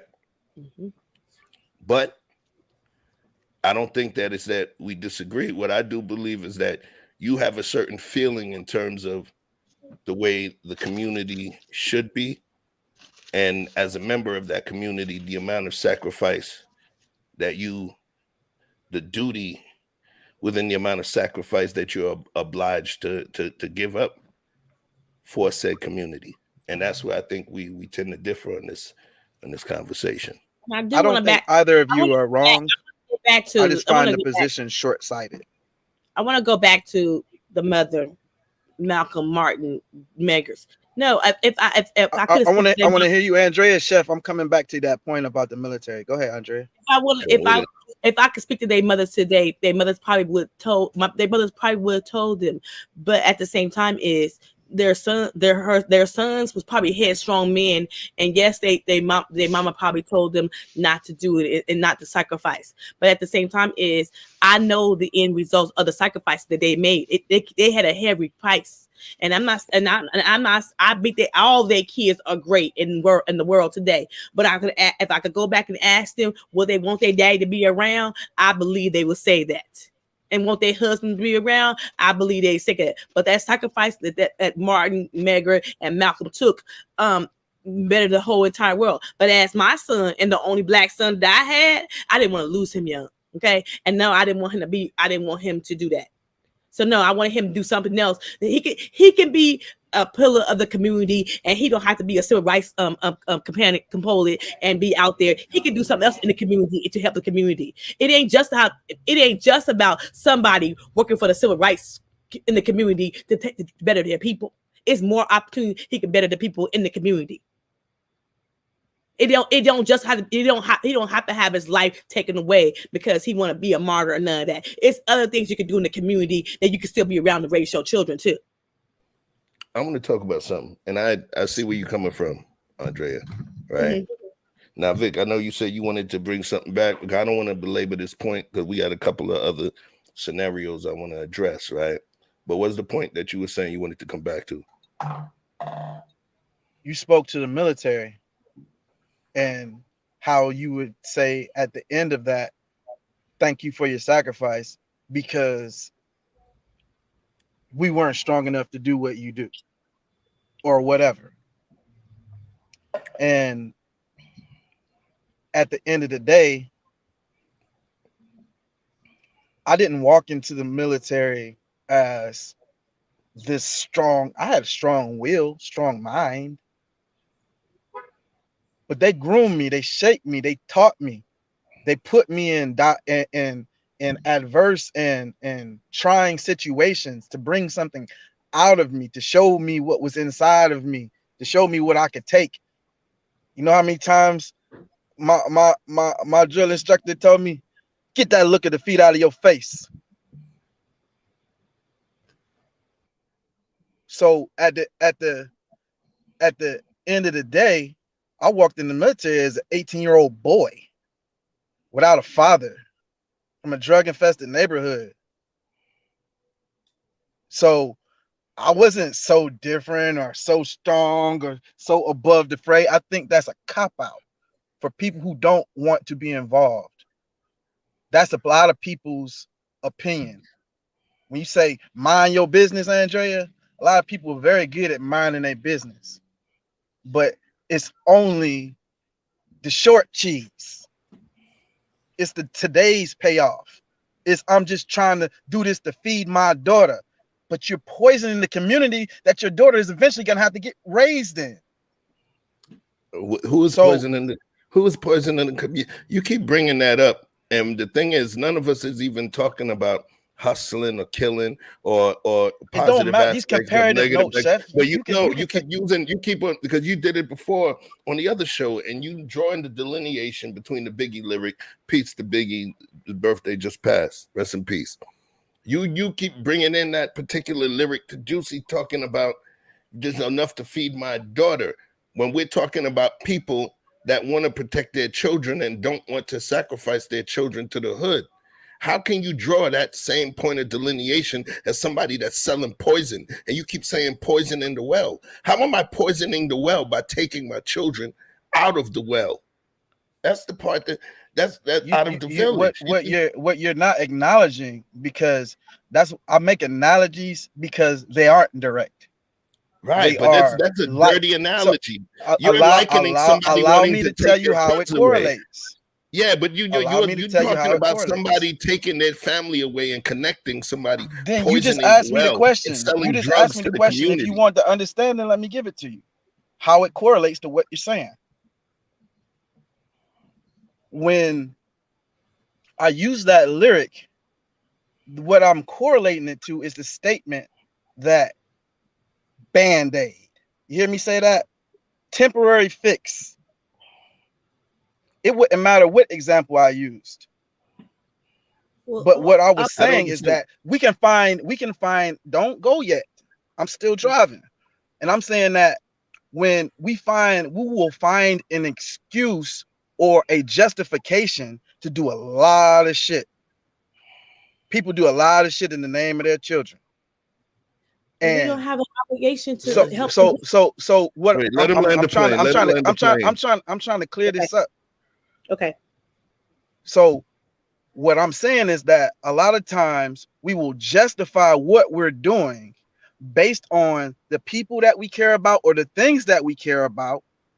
Yet, because our situation has improved, we don't necessarily look at the long-term effects of the means we took to get that thing.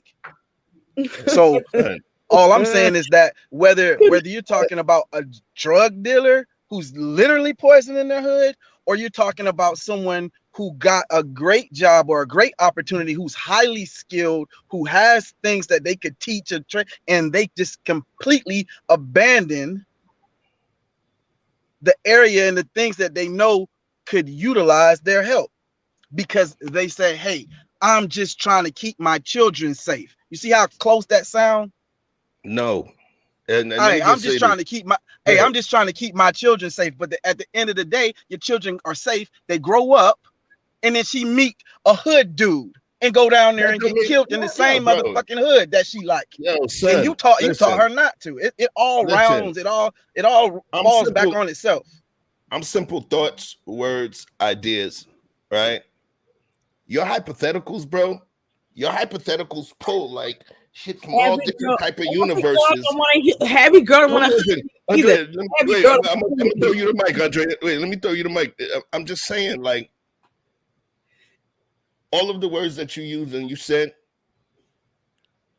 you literally tied in somebody who became successful and decided to lead the hood, and you drew a correlation to somebody selling drugs in the hood because they didn't stay to fix the community. So I asked you, son, you a communist? Like, yo, like, what is the root word of communist?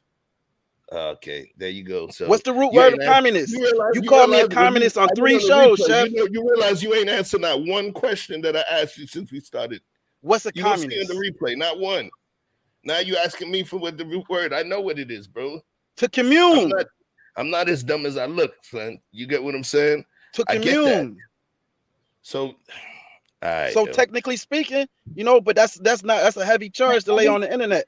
Every girl want to. Come on, here we go. First of all, it's like calling somebody leftist or right is conservative or left. So let's be real, man. Yeah, at this point, no, it's not. Let's be real. I'm just stating. You stating that's heavy word. That word is not as heavy as the correlation that you brought. You literally connected someone living in a underserved, impoverished community, earning 150 grand as you stated, and leaving, and you drew a connection with them as those people that are poisoning the hood. Do you understand what you said? That's the connection you chose. That was the metaphor, or the hypothetical scenario that you chose to draw that point of inference, that I get up and I make my money to get up out the hood, but because I leave and choose to protect my children, I'm being, 1, selfish, and 2, guilty of poisoning the well the same way as those people that are literally poisoning the community with the drugs. And I vehemently disagree with that. If you want to be literal, you can go ahead. I ain't gonna watch. Literal. The only thing that we have right now, we're not doing claymation. The only thing we have are the words. So the words are we're choosing the words. Yeah, we all understand that abandoning people and drugging them is not the same thing. So no, we don't have to go jump out any windows to try to link them up together. But the fact of the matter is that we can say that they both would be detrimental and have unknown consequences, but definitely negative ones. Because when you abandon people, you create a big ass question mark. At least you know if you drug people, what's gonna happen, what the outcome is pretty much gonna be. Okay, but when you abandon them, then it's just a mixed bag. Well, how we? I mean, and who's to say that you can't leave the? And that's what I said. You can't put me in a corner. I made my position clear. You don't have to stay in the hood.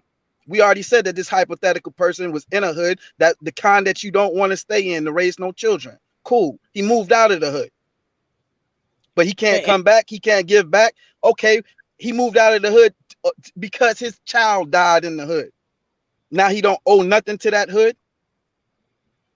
He shouldn't go build a memorial to his child. He shouldn't build a park. He shouldn't build a library.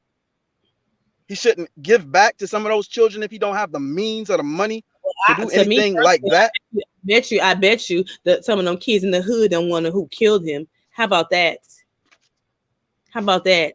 So what? Let it keep going. How far down the rabbit hole do we let it go? I'm just being honest. I'm just being honest. I bet you I will say if proximity says that somebody in that hood and he knows who get me killed. So basically, somebody in that hood killed him, killed them 3 boys. Guaranteed that somebody in that neighborhood killed them. So why would I put why would I, if I have a 4th child, I'm gonna get him. I don't care if I move to Arizona. Right. Okay, I'm gonna make sure that he be fine. Let's pause for a second. I gotta send love. We've been talking. Let me just send some quick love real quick. All right. You know we getting hot. If y'all don't know, we do rock with each other here. You don't know. You think this conversation is tense. They go even harder on the phone. And some of them we get pissed off because we should have recorded them, right? That's right. PCHBCU Queen. Just a Splash, aka Sophia. Allie. Where's the oop? You get it? You see what I did there? What up, Allie? Harris Tribe Media Group. There we go. The super couple, Queen and Slim. But these two, they lived at the end of that movie. Real talk. That's a cool little couple. Oh, this Black Ninja. Let's just get past him. We don't know who he is. Black TV. My guy. All right, CP. Black, Red Lipstick, TY, aka the 5-foot assassin, Busy. What it do? Who else? And my bro, Gabriel 7, Sac Passier, mon frère.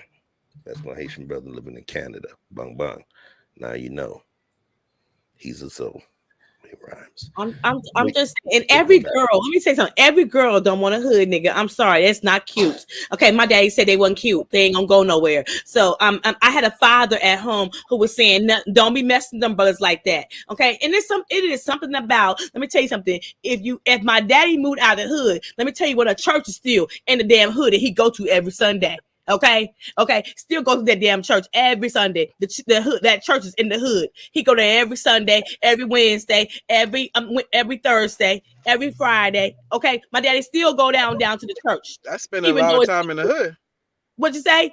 And I don't even go to the church no more. I don't even go to church no more because I don't like going down there.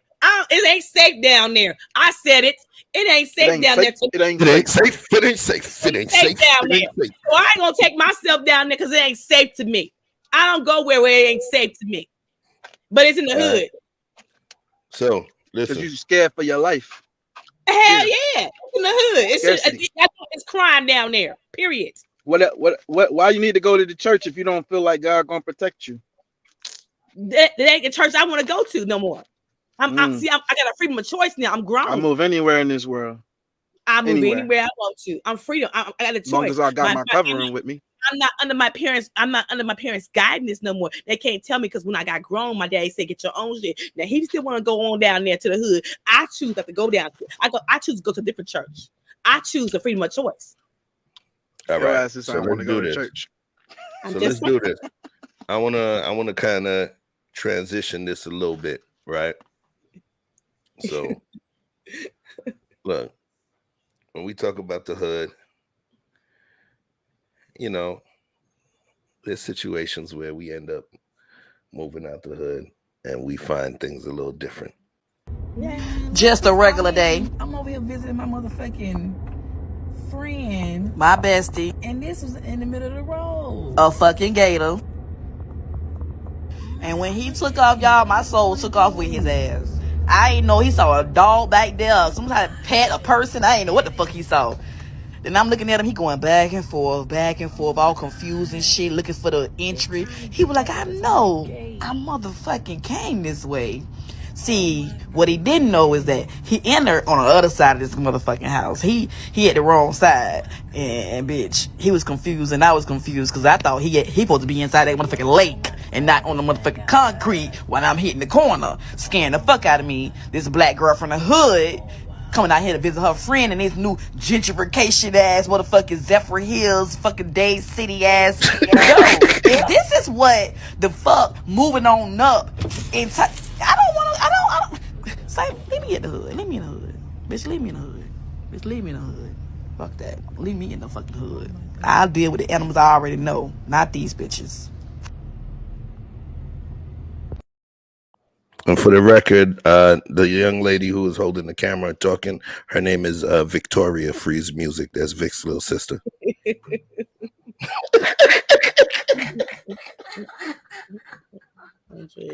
You see, he ain't laughing, right? Jeffrey Dahmer. Yeah. Ooh, that was Victoria Freeze Music. Okay, E Black. Okay, E Black. Let him stay at the comments. Okay, over there in the comments section. She said she want to leave the church at noon and not 3 p.m. For real. let me tell you, I remember both my grandfathers were Pentecostal reverends, right? Poppy Ford, rest in peace. My grandfather died 104 years old, all right, in October. Man, Poppy Ford was the one that would, Thanksgiving, man, them prayers make the corn cold. I remember my pops every Christmas, Thanksgiving, grandfather would be preaching, and my pops would be like, Papa, come on, man, we want to eat. And then there's in the Haitian church, them pastors went crazy, man. And if you know the Haitian church, there's a point where the last song that they play is called Reste avec nous, right? It's Stay With Us. Where, that's the point where church is over. But yeah, man, the black church, I can't even lie. That's where I got my long witness from the church. I take that. I talk long. I ain't gonna front. But you get a treat at the end if you stick around and listen.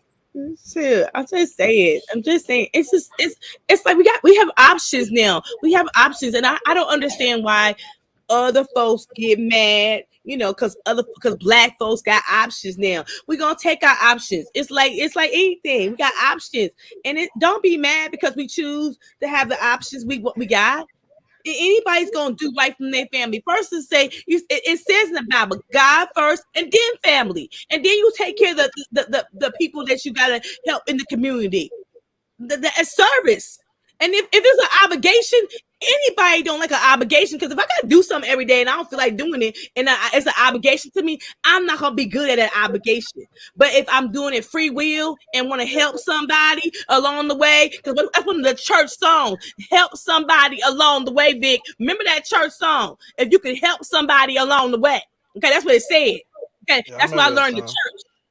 Andrea be talking like she, how mama talk when she whooping your ass. She like, and I'm saying you. But you can help somebody along the way, okay? Gabrielle, I see Gabrielle. He put up the song that I was talking about, and he followed up the lyrics. Yeah, that's the Haitian finale, the church finale song. But yeah, the song is called "Reach Out and Touch." If you could help somebody along the way. Okay, that means along the way, your community, your neighbor, your brother, help somebody along the way. What's the last stanza in that song? Reach out and touch somebody's hand. I remember the song, Vic. It's an old song. Vic. I know he wants to say he's talking about to make this world a better place. If you yes, okay, that's what it was. Make this world a better place. That's in there. I with you. Listen, check me out, right? Let's move off the hood, right? because I think that was the premise. Make the world a better place. Okay, a better place starts with God, then you, and then the community. You can't. Andrea, relax for a minute. We're moving off of that. Folks don't understand that. I'm just saying the community. You said the community. Then you have an obligation to the community. You're moving off of that. We're moving off of that. So check me out, right? Check me out, right?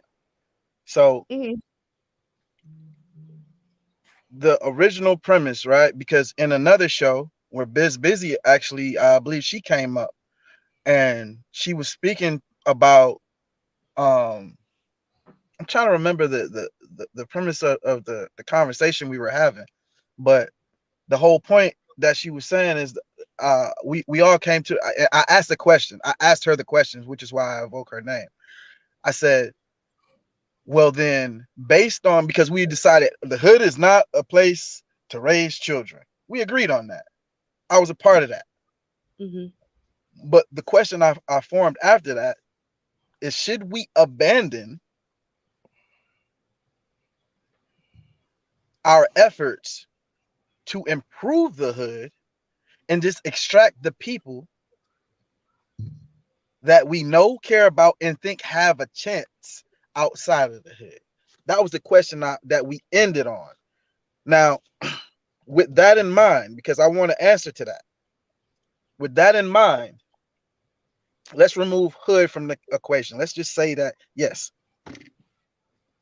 we're done with project Make the Hood Better.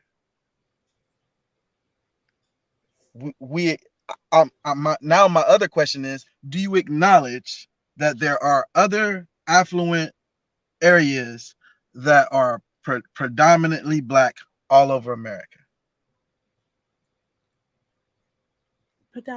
What? Big predominantly Are Black. there other yes, other areas where niggas got money? It's Atlanta, Texas. It's plenty of places niggas Black people got money. Okay, but let me tell you something. Hold on a minute. I'm gonna say about my piece. And because I'm Black, don't mean I want to live by you. Because I'm Black, don't mean we got the same religion. And because I'm Black, don't mean we got the same morals and values. I could live by you, and you ain't got the same morals and values. Don't mean I want to live by you. Cool. And just because I'm Black, don't mean I got the same likes as you. I could be Black and be Democrat. I could be a conservative. I could be conservative in certain instances. It's funny how Black people think because I'm Black, we got like the same shit. No, we don't. Okay, so do you think? Let's go back to Mexicans. Do you think that they all think the same and like all the same shit? No, they don't. They probably don't. But they find common ground. So that they can. Because that's the point that I was making earlier. The same reason you keep going back to the other points I be making. So we just working with what we already been working with. So we don't take the conversation too far down by making too many different comparisons. I'm saying that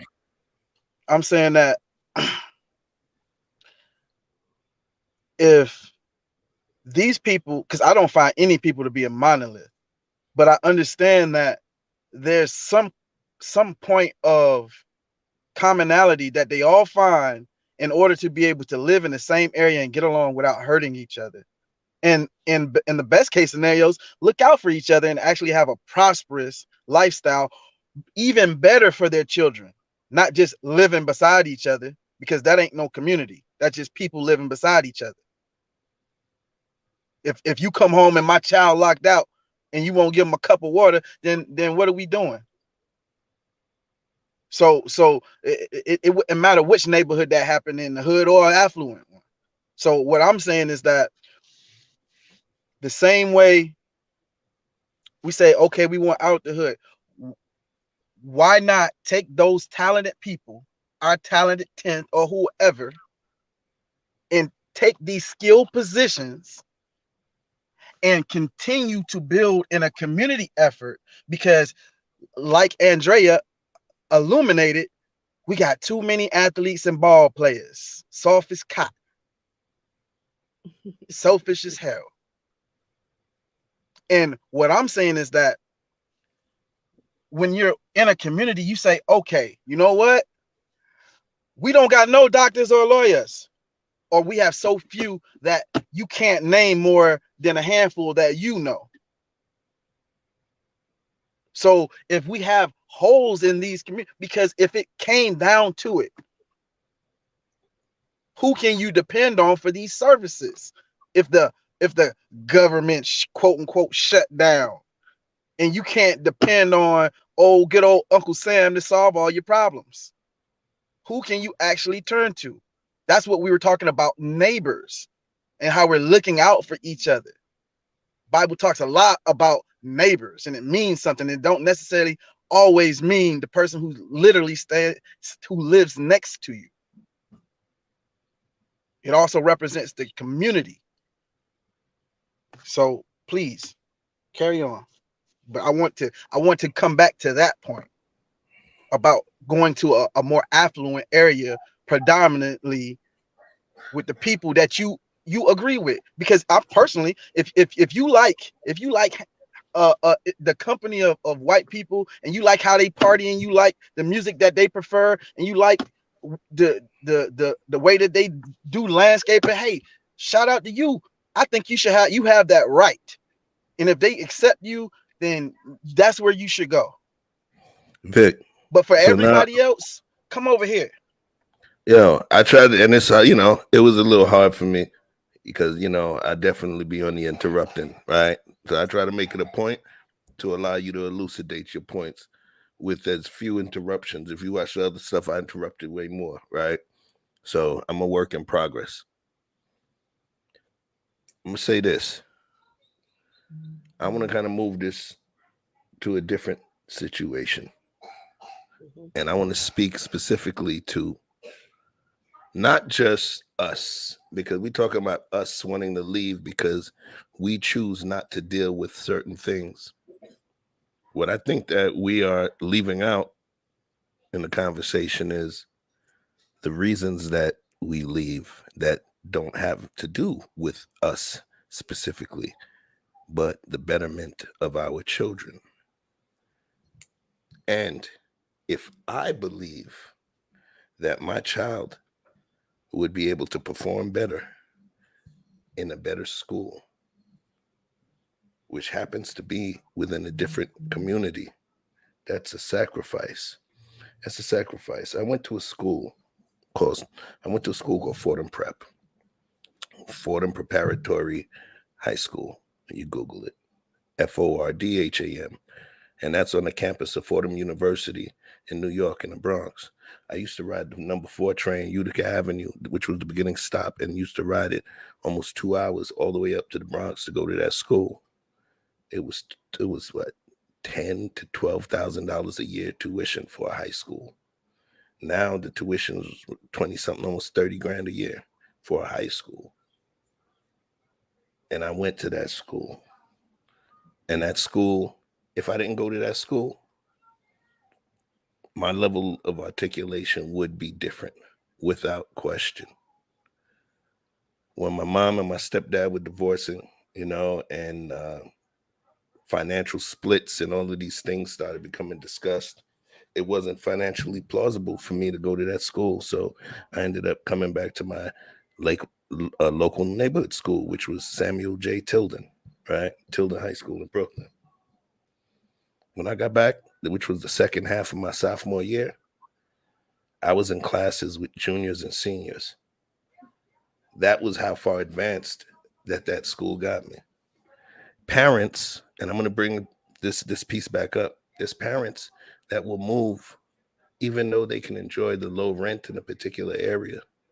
They'll move and almost pay 50, 75% more higher in rent or in housing costs, rent, mortgage, whatever, in order to have their children raised in a different, study in a different school system, to see a different environment. And I believe those people are important as well. And they're sacrificing. They know they could get over, staying where they were, but they're making a move for the betterment of their children. Mm-hmm. Better school districts make a difference. The home, the community does not make the school district. Does not determine the school district. The school district, even though I said that it's a perpetual loop, the school district is important. That has a direct direct impact on property values in the community. The school could change the whole property value of a community and how it grows. So if I'm thinking about putting my kid in the school where they're going to be able to get the best opportunity, you know what I'm saying? I'm going to do that. I'm going to do that. And there's parents that's going to want to do that. Everybody's not going to be able to come from the activist kid that stays in the community or the child of an activist that stays in the community and fights the good fight. Some of our heroes come from the parents that took their kid out of there so they could get them into Harvard, get them into Deerfield Prep, get them into Poly Prep, get them into the different schools that will put them in the same room with some of the people who will be affecting change in the future. Us moving our kids to those better communities, better schools, Ivy League, prep schools. Do you know what that does? That's also a help to our community because it allows those rich kids who will definitely have more of a level of empowerment to affect change on the community to actually know and rub elbows with somebody that looks like us. We're going to be the black friend, that point of delineation. We don't only affect change within our hood, in our hood, we also affect change on the outside in terms of dealing with the other people that may have a major impact on our hood. They need our proximity as well in order to be able to properly interact with us. That's why majority of the police in urban areas give more money to the police officers that choose to purchase a home within the communities that they police. In certain places, you have to live in that area. There's a reason for that. You're gonna have Ben come on out there too. I want you to when you get a moment, Chef, if you can, if you could try to post that message I sent to you. I sent it to you before, but I'll just resend it to you. And it's an image of the United States and the ranking of the school systems by state. I made a hard decision. I wasn't living in the best neighborhood, and I had one son, and I didn't like the school he was going to. So when he moved to his dad's house, the school was better. And I made that decision because I didn't want to lose him to the streets. Vic, how important do you think trades are to children? Trades, skills. Yes, my dad taught all my brothers a trade. My ex-husband taught my son, but my son said, "I don't want to do what you do." He has a freedom of choice. Their daddy make a good money with a trade, but if the kids is not interested in the trade, he will teach them, but don't mean they gotta do it. They got choices. I just asked you if you thought it was important, and if so, I do think trades are important. How do you think my daddy feed his family with 7 kids? He learned a carpet trade. My ex-husband have a carpet business. He learned the carpet trade. It's lucrative in California. I watched my daddy put carpet in $1 million houses, and I vacuumed the floor because that's what my job was. That's they have broadened my horizons. This is what you can attain. Funny thing about hungry people is when they get hungry enough, they'll do the things that they don't want to do to make sure that they stay fed. And if they don't know nothing to do, they'll do the worst things. Vic, all my brothers got the carpet trade. All of them do. And so, the only one couldn't do it because he's legally blind. But the rest of my brothers know how to know the carpet trade. And not only the carpet trade had helped my brother be good in the carpet trade, but he's a photographer too. He do short things for the Kings. So not only the carpet trade helped my brother learn how to take care of his family, he's a photographer and well known in Sacramento. So the carpet trade has feeding my family. The carpet trade is what my daddy do for a living, and still he's retiring this summer at 74 years old. What you talking about? I don't know. I haven't said it yet. She's like, yeah, nigga, trades. Like, what? 0 to 100 real quick. What? Real quick. Like Hey, I'm trying to help you. You arguing with nobody on the other side. I'm just saying the carpet Who trade you arguing with? I just asked I didn't say you didn't understand. I just asked what you thought the value was. It's good it's good if you. My daddy has made good money with a sophomore education. I know what it is, Vic. He know what it is. So why are you yelling? All you have to do is state your position. Okay, Vic. I haven't stated my position. I just asked the question. Ain't that what we do here?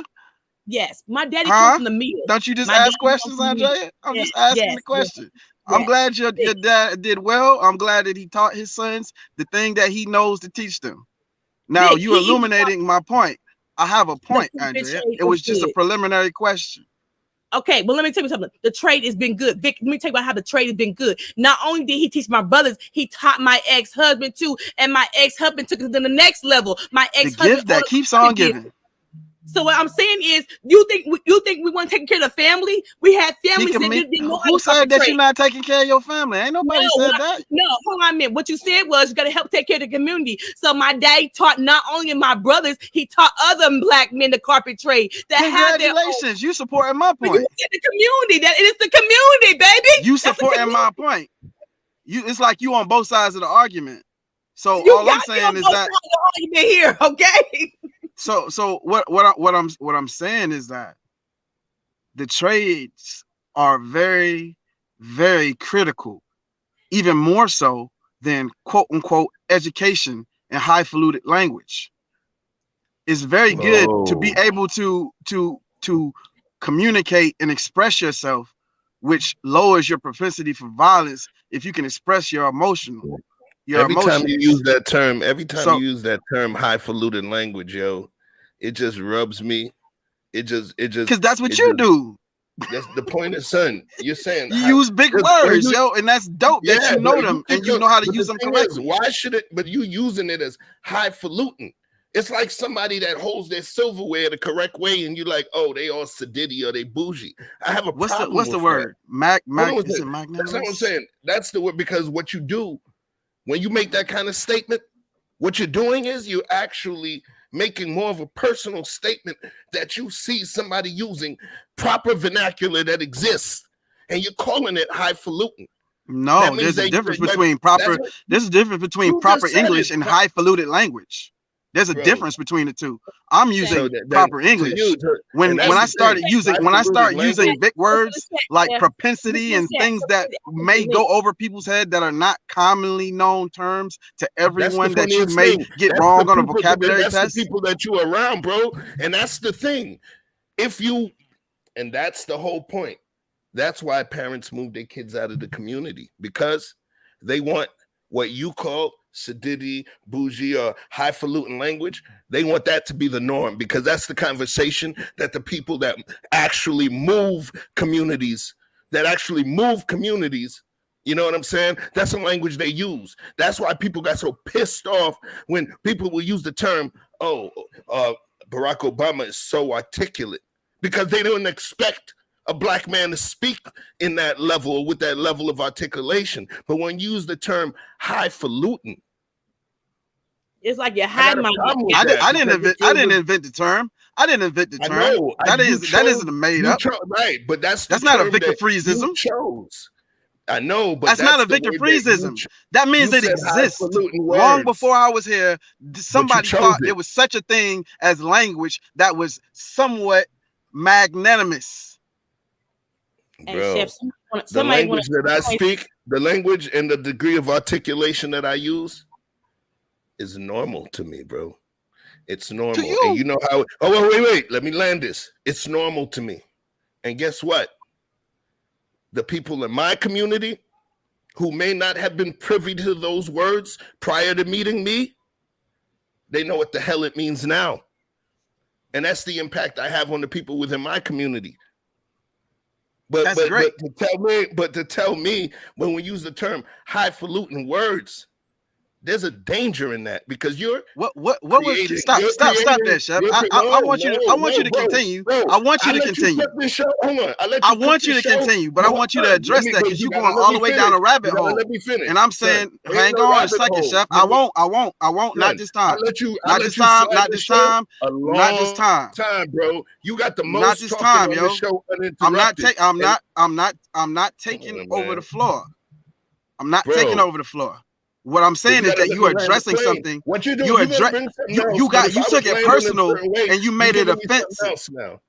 I'm not giving you something else. I'm giving you the same thing in a different rapper. What did I say that made you want to interrupt what I was saying? I'm about to say it. It could be your turn to talk already. To make sure you clarified something. Yeah, because you're addressing what I said. You ain't addressing the topic. You addressing what I said. While I was addressing Andrea, you stopped me to say, "Hey, I don't like that highfalutin language word you use." And now I'm saying, before you go too deep into that, I want you to see or tell me if you heard the way that I used it. Because when I used it, I said, I find that trades are even more important.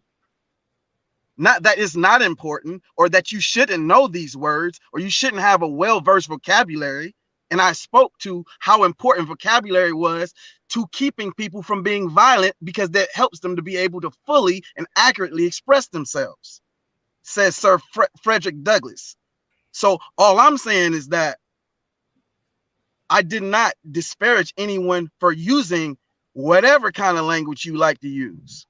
I know a lot of people who don't know big words, but they some of the smartest and most wise people that ever lived. And they'll never know any of those words that you're talking about. But it don't take nothing from you that you know it. It just, like you said, it adds. I've learned quite a few. I got fucking vocabulary words written down from you. I didn't say it's not important or good to know these things, or you bougie, or you sadiddy, you putting words in my mouth. I didn't say that.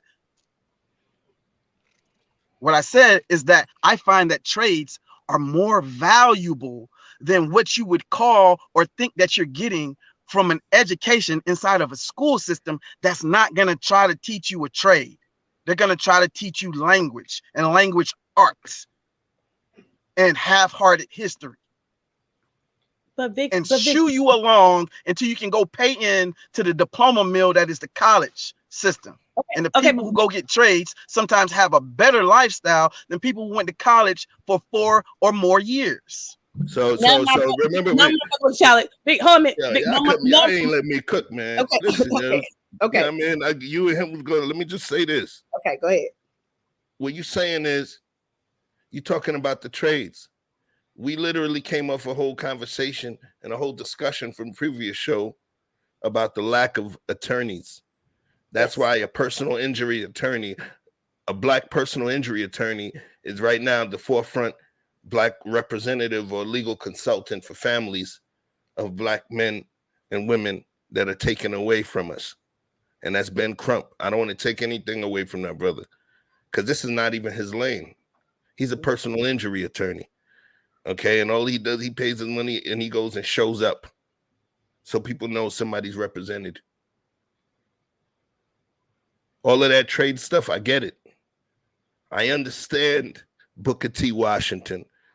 I understand the debates he had with W.E.B. Du Bois in relations to the talented 10th versus the teaching of trades.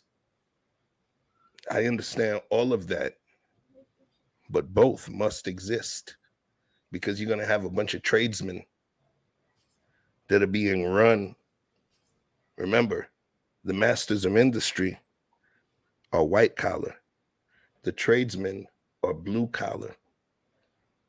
And the only power the tradesmen have is to perform or increase their productivity or to strike and negatively impact the power class by striking. The others, they affect change from a different realm.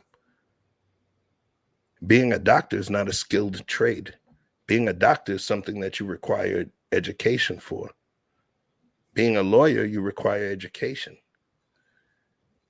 In certain power class industries, you require education. So you can call it the mill, call it whatever you want. but it's a necessary piece in order to affect your entrance into a particular realm, period. I don't want my neurosurgeon to be somebody that went to trade school for mechanics. My brain can't get jiggy with that. Like, so we could talk about the trades, you know what I mean? Now, I don't want to stay on this because we're not going to be on the show all night. I could talk about the trades, but I don't think that the trades conversation, I don't believe that the trades conversation is actually something that's going to be congruent to what we're talking about, because what we're talking about is the progression. Are we progressing or assimilating in terms of choosing our trajectory for success and for excellence, right? So now I want to talk, because we keep talking about one thing or the other. I want to talk about the schools. But of course, you know, I got to give you a little moment of levity. I was one of them saying I love the hood. I ain't gonna never leave the hood. All I do is represent the hood. But as soon as I got my check, I was gone. 1 week later. When you leave the hood for a week, Tate got shot, Desi got dropped, damn. Nate got popped, damn. Leaky got shot, what damn. Fast face hot, on gang. Corbin got kidnapped, they found his bones, he was right. Where's Corbin? Meet you us the boss. They knocked. Yeah. You leave the hood for a week. You come back, they giving you the whole hood drama epitaph. It'd be like that sometimes. But I want to talk about schools. I'm going to transition to schools. Because for me, that's the conversation that we talked about, was parents moving to put their kids in a better school situation. 60 years ago today, 9 black students entered an all-white high school in Little Rock, Arkansas. Governor Ford has called out the National Guard. Fair use, yo. They will not act as segregationists or integrationists. The new movie, Teach Us All, honors the Little Rock Nine. It explores how educational inequality still plagues the United States 6 decades later. Bianca Rodrigo is here with the movie and its influential backer. Bianca, good morning. Yeah, good morning. Education reform is still such an important issue facing this country. The director of that film is Sonia Lohman. Her directorial debut caught the eye and production backing of Emmy Award-winning filmmaker Ava DuVernay. Ava likens Teach Us All to her critically acclaimed film 13th, which highlights the racial inequities of mass incarceration. I sat down with 2 filmmakers at the Langston Hughes House in Harlem, New York. We're one of the few countries in the world that systematically and deliberately spends less money to educate poor children than affluent children. It's not true that education is equal in this country, because there's still very intense segregation happening in all kinds of forms all over this country. And so what I loved about her film and what she did is I think it spoke to my film 13th in a way, and that we're trying to deconstruct the truths that are supposed to be evident are actually falsehoods, are actually kind of veils pulled over an ugliness that America hasn't dealt with. Teach Us All explores hyper-segregated schools around the country where at least 75% of students are of the same race. Millions and millions of Black and Latino kids will go through a public education system that does not educate them. The film says children living in poverty continue to suffer. My mom, she makes about $9,000 a year. It's 5 of us. So you could kind of like imagine what we have to go through to survive. What you see in these segregated schools is they tend to get far fewer resources and, very importantly, less experienced teachers. Aside from parents, everyone knows that the teachers are the most influential people in a child's life and their development. Why do you think this country isn't doing more to promote good teachers, to promote and give them better raises? If we were really serious about social progress in this country, teachers would be paid like lawyers and doctors, and we would be not just sort of paying lip service to teachers. What we're seeing is we're really seeing a widespread disenfranchisement. You have children saying, you know, Miss Harnish, I have a quarter. Is that enough to buy a book at the book fair? And you just want to cry. And so you dig in your wallet and you give them $10 because you want them to have a book. So Ava, is it more of a race issue in this country, Or is it an income inequality issue in this country? Is it a mix of both? I mean, definitely they go hand in hand. I mean, class in this country has been conflated with race. With Brown versus the Board of Education, race is protected. It's a loophole. Race is protected, but class was never protected. You know that black people and brown people are poor in this country, but you say that race doesn't matter, but you know they're still poor, so you don't have to serve that part of it. You think it's a given that a kid should go to school and get an education wherever they live. It's not the environment that a kid should be raised in. It's not like a pretty good, safe environment. What is the solution? I think just sort of that idea again that we were, a lot of people said, oh, we're not racist. And now we're at a point where it's not enough to say I'm not a racist. You have to actually say I'm anti-racism, and you need to take that stance. For me, it's always going to come back to the students, and that's the connection with the Little Rock Nine, who were teenagers when they took their stand, and they showed such unbelievable courage.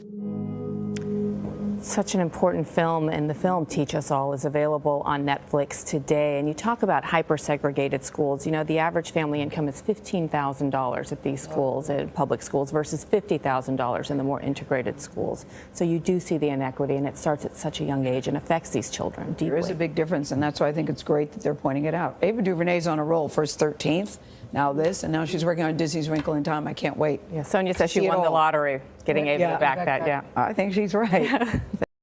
All right, enough of them running their jibs. Hey, I want to clear something else for the record. Before you go, before you go, we got somebody on stage. All right, I want to just send, welcome TC, HBCU Queen TV. Hey TC, hey my sister. What's up, my sister? How you doing, Chef? Thank you for hosting, having this wonderful platform. You do it all the time. Thank you with your other hosts. Of course, if I wouldn't be here if it's not for my sister, it's all high there, Andrea. So thank you. And hey to you, Vic. What's going on, bro? What's up, mama? All right, nada. All right. Ooh, y'all. I'm gonna pass it right to you. I'm gonna pass it right to you, TC. I just want to clear this up because I ain't want no. Matter of fact, you said something in the chat, so you perfect. You don't want, because listen, I knew when I said it that wasn't the word, but I was looking for the word. I couldn't dig it out, right? So I kept saying magnanimous, but I knew that wasn't the word. And this is what I'm talking about, that high fluent fucking language. Okay. Magniloquent is the word that I was reaching for, and that is a more accurate description. So just for the record, the word I was looking for was magniloquent. You know what, Vic? You want to be like Stephen A. Smith today. You want to use all these absolute words, okay? Yeah. Words on yeah, you're supposed to know shit like this. Okay, Vic. That's where that. Give me some plain English, okay? That's what happens when you bust your kids across town. Okay. Stay high-minded, okay? Just stay high-minded, okay? That's it, Vic. TC, let's hear about it. You know what? You know, you are always, hey, watermelon sugar. That's watermelon sugar. Yes, right. yes. Thank you. Listen, you all said something some time ago, of course, and then I want to go back to the other folks from other countries. They can come here and they live about 10, 12 deep. Yes. And you don't see them getting upset at each other and fighting at each other and things of that nature. Ooh. So here in Philadelphia, we've had lately a major resurgence of a lot of different people from a lot of different places. The Ukraine, Afghanistan, and of course we have people that are from Poland. We have people from Syria. We have people from Mexico, all over the country that come here. It's very important for us to have Black people at the table, so we're not on the menu. See, and I always say it is important to have Black people at the table. I like that. We're on the menu. Now, I just so happen to know that the city of Philadelphia and other cities, when all of these people come in, they're always looking for places that if they need landlords so that they can house some of these people. Because these people come with money, they come with bonds on their head. So I'm sitting at the table and I'm listening to a lot of these different things. So I hook up, my brothers and sisters and who have properties and they take in these folks. Okay. Listen, the stories that I'm hearing about these folks that come from other countries, and if you don't think that these folks from North Korea, from the Ukraine, from Afghanistan, from Syria, from Yemen, and from various parts of the African nations, and some in Ecuador, the islands, if you don't think that those people don't get down and don't have fights, we are sadly mistaken. Yes, they do. One thing they do not do, though, that is a little different.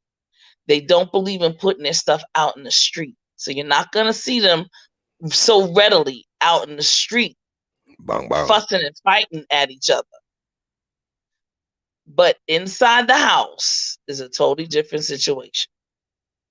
They go at it just like every human on the face of this earth does. Always. I wanted to say that because it was really important that be put out there, because Black folks, we get sometimes the better end of the stick because we sometimes put our stuff out in the street, which I am not a proponent of. But I do know that those folks, everyone has human beings. If it's just a man and a wife, they're going to have their issues. They're going to get upset. They're going to have fights. They're going to disagree. And, it all depends on how they handle their situations. Now, I want to fast forward to the whole trades versus colleges. Trades are just as important as colleges. I had a brother from Grambling. He is an admissions director, and also he's also the director of student services at Grambling HBCU. Bro just so happens to be from Panama. He came over here with his family, so forth and so on. And also he has land, and he's done magnanimously wonderful in here in the United States, and pushing and promoting HBCUs. And we had a sister here in Philadelphia who is the head of the Carpenters Union. A sister that is the head of the Carpenters Union. And I had them kind of get together and square off, if you will, trades versus higher education.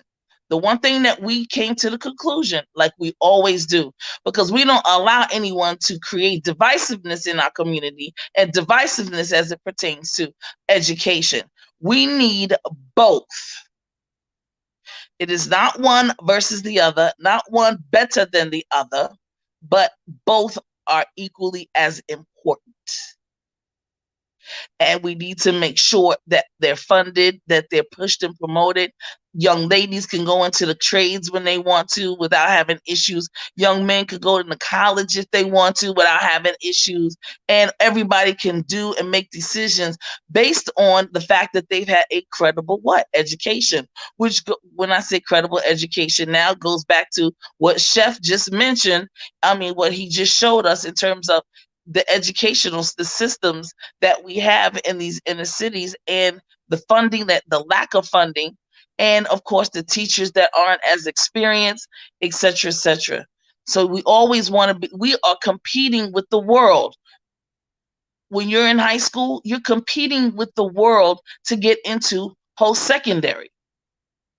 And if you don't know how and don't have the tools to compete on grade level, you're going to have a problem.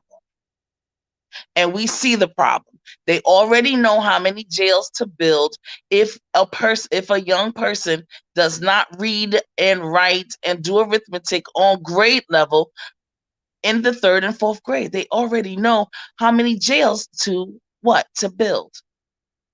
They make these projections because the algorithms are already there. They already know. So it is important to make sure you try to get your children in an excellent school as best possible. It is important that we do look back and do something to the schools that we already have in place, so that those schools can thrive, and those children and those communities can thrive, or else we're going to have helter-skelter. So I'm not one of those people that is a proponent of leaving our community, but however, we have to take care of our own. And we have to, if we can go places and if we can do things and then pass it, pay it forward, hand it back, whatever it is, a hand up, not a handout, a hand up, not a handout, then let's do so. So that's what I wanted to say. And I wanted to also say, as far as speech is concerned, I don't look at speeches, this is bougie speech, this is whatever. There are words that we learn in the ninth, in middle school, in high school, and in college, and you speak along those lines. Though there's language and verbiage that, as a carpenter, there's certain words. There's certain carpenters. I had a carpenter out just the other day, and he said some things, and I'm like, bruh, bring it down if you don't mind. I had to go to the mechanic, and the mechanic told me this, that, and the other. I'm like, okay, in layman term for me, please. So everyone is going to have that kind of a situation. We're all going to have a term. Sometimes the young people speak, and I'm like, look, hold up. What are you saying? Because I don't understand your language. Break it down. It's all good. That's what we call learning, and it's not one better than the other. It's we all interact. We're all going to mix with each other. We all learn from each other. All right. I agree. I mean, I agree with where you're coming from. You know, it's funny. We talk about moving into different communities. We gloss over certain things. We talk about us moving into a white neighborhood or to a community that is different than us ethnically. But you ever notice we get the same kind of BS from our own folks? All day. We worry about, moving into this or that community. That's why I say it's more. And before we go, because I'm leading into something about the play. It's not just about, you want to move out and be white. It's socioeconomics, which transcends color. It transcends color. It's more like a class system. And what happens is even Black people who've moved to one of those areas that Vic said doesn't have to be a white area. It doesn't have to be moving from, poverty to the upper class neighborhood. It could be a middle point, like a middle class neighborhood. What's one thing? I'm going to ask you, it's a rhetorical question, so y'all don't got to answer it, right? What's one thing that we as folks know when we're looking to buy a house in a particular neighborhood? What do? We drive around during the daytime, but most likely we do that with the real estate agent. But we drive around in the nighttime to see what's popping off at night. Right. And then especially those of us that have come from the hood and we're moving to a new area and are looking for a new area to look for, what do? We look for the donks. If y'all don't know what a donk, a D-O-N-K, type in donk, D-O-N-K, and then car in Google, and you'll understand. Big box Chevys with the 28-inch rims, right? Yep. We look for the cars. We look for the cars with rims in the hood. And look for how many liquor stores on the corner. How many liquor stores are on the corner? How many liquor stores are on the corner? Okay. We look for all of those things because we understand that our own people, especially if they are socioeconomically more underprivileged than us, it comes with a mindset. So let me drop this on you real quick. Let's have a laugh about it too. When Drip had to leave the hood. That ain't no regular Regal. It needs some methanol tea. Yeah. I got to word with y'all right quick.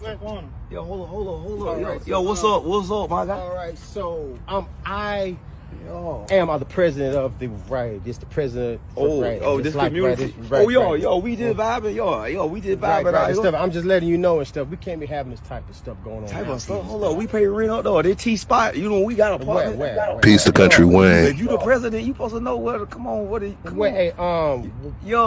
hold on. What you mean? What kind of activity, sir? Like, you walk out here with a jacket. There's all of this type of stuff going on out here and stuff. Man, we can't have that around. Why? Tell feel me? What you think going on? I'll tell you what, man. I'm just letting you know and stuff. What's You your can't- judgment? Because I talk, because I'm from that South. What goes in my mouth? No. What is it then, my guy? No, I'm saying it's just the activity. The what It's just activity? smell of meth. Yo, I got a little bad one here. He's in the trunk and stuff like Yo, that. because this is methanol. You know, this is an 87 Grand National. We run out alcohol and everything. This a race car and everything. He just, you know, that what all it is. You feel me? Yo. Right. Yo, I'm just letting you know. Who calling you? What, you hitting licks out here or something? No. Yo, what do you want? No. This is, man. You judge me, I'm gonna judge you. But listen, ain't nothing going on.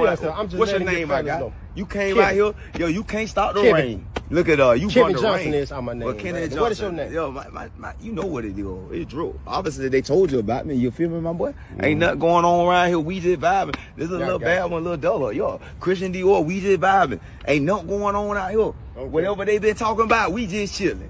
We just be out here just vibing. T, yo, that's my boy T. Okay, yo, the neighborhood quiet. Everybody else. Still and stuff. I'm just, yo, what you just heard? letting you know and stuff. Yo, man. what they We can't said? have They these said type we of doing things going on out activities. here. Yo. Yeah, man. They kind of look kind of suspicious. It could look good. Why? Because of 87 Grand National, all them things, them forges. A black man really can't. Come on now. This the A. Yo, everybody get money. Everybody gets the money. Yo, you feel me? And after we get the money, we just eat. Yo, them forges and everything, but you know, this is paper. Yo, we just vibing. We pay rent too. Ain't nothing going on. Ain't nobody trafficking no hell, nothing. We can't. I'm just letting you know. I know, but man, it raining on your head. Why you got this? You got a towel? This man bald headed, shining on. Hey, but anyway, what you say your name? Kenneth Johnson? Kevin. Well, anybody with Kevin, Johnson. you just sound like, yo, hey, my brother, listen, man, stick together.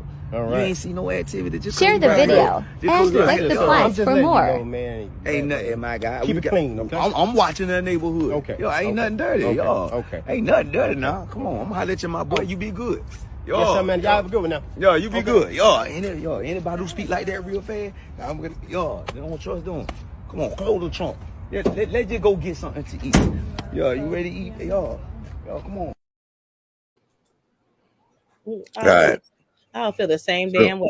What you doing? What you doing? All right. It's loud out here. My question to Vic. I'm not going to ask you about right and wrong because I know you don't like to answer those, right? So, what do you think about what the neighbor did? The bald head guy did. I want you to tell me what you think about what he did. How do you feel about it?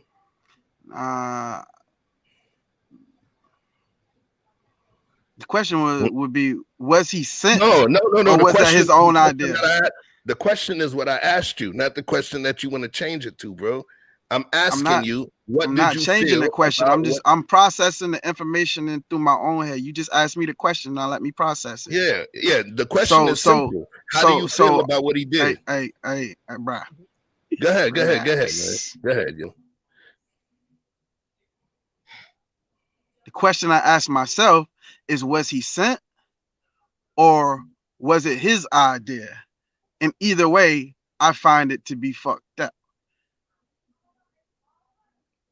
And whether he's doing someone's bidding or is it he just the kind that sees his own and assumes that something is wrong. Now, things have stereotypes. Certain cars, certain looks, certain style of dress, hoodies, so on and so forth. Everybody said, oh, you should be able to dress like you want or do, you know what I mean? I shouldn't be accused or judged just by how I look, but we judge each other all the time. That's what I was speaking to earlier when I was talking about fear, because Black people are some of the most sketchier about Black people than any other race. You know what I mean? Oh, that nigga got oh man, you know what I'm saying? Very uncomfortable around your own. And I think that the further, the less connected you are, the more likely you are to feel that way. Okay. So in terms of what I was getting at, so basically you did say you felt that what the dude who rolled up, that he was fucked up. That was because, all right, cool. Olivia here. So now what I want to do is I want to channel my inner Vic, pause, right? And say if I was Vic and I had to think about Well, we talked about in this conversation. If you are about the community and the level of sacrifice that people must make within the community in order to keep their community strong and viable, right? And there's some people that like to run and some people that like to mind their business. And there's some people that like to be boots on the ground and make things happen. Why was it not him, the bald guy, being boots on the ground, that actually go and put himself in the fray to find out what's going on in his community? Because remember, I gave the dynamic of, if I'm looking for real estate, I see a dunk, I would prefer not to be there because I know it comes with the loud music. It comes with straight pipe and it comes with high intensity engines.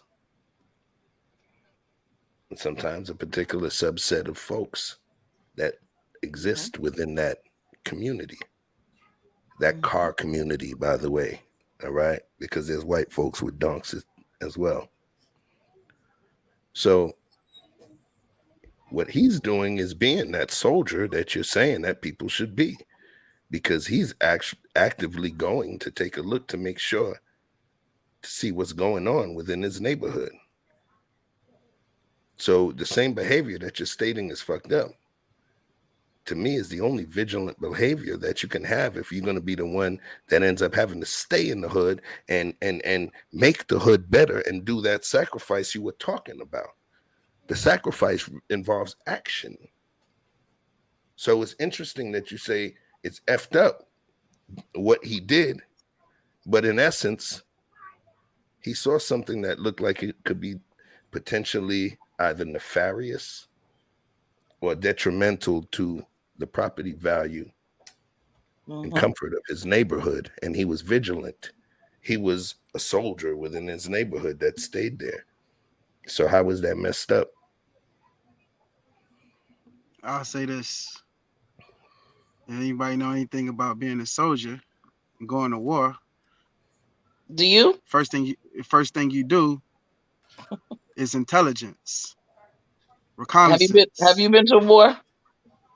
I am not a combat veteran, but I have been to war. Nah, that's all I needed. That's all I needed. Okay. But or war for the military. Let's say that. I probably got more stripes in other places. So doesn't count. To you.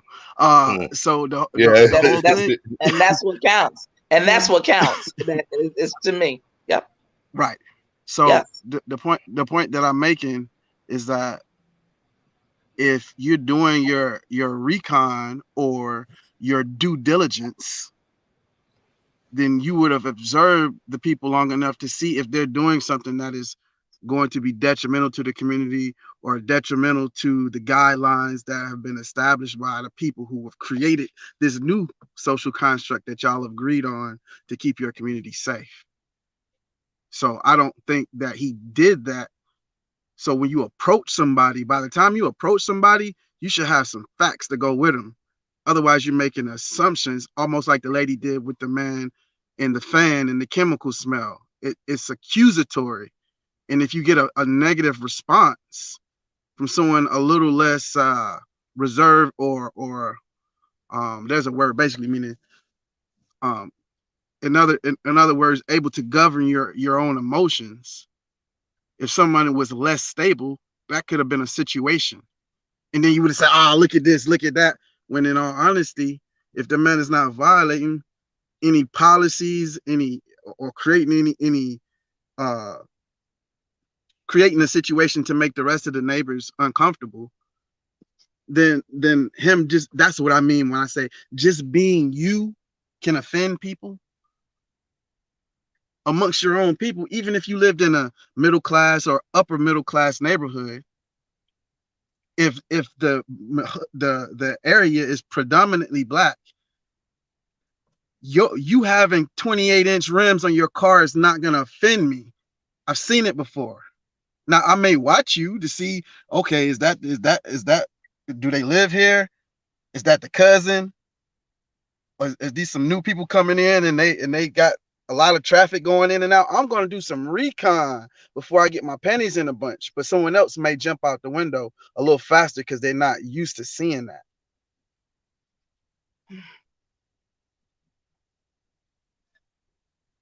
So, you know, he could have easily, you know, called the police.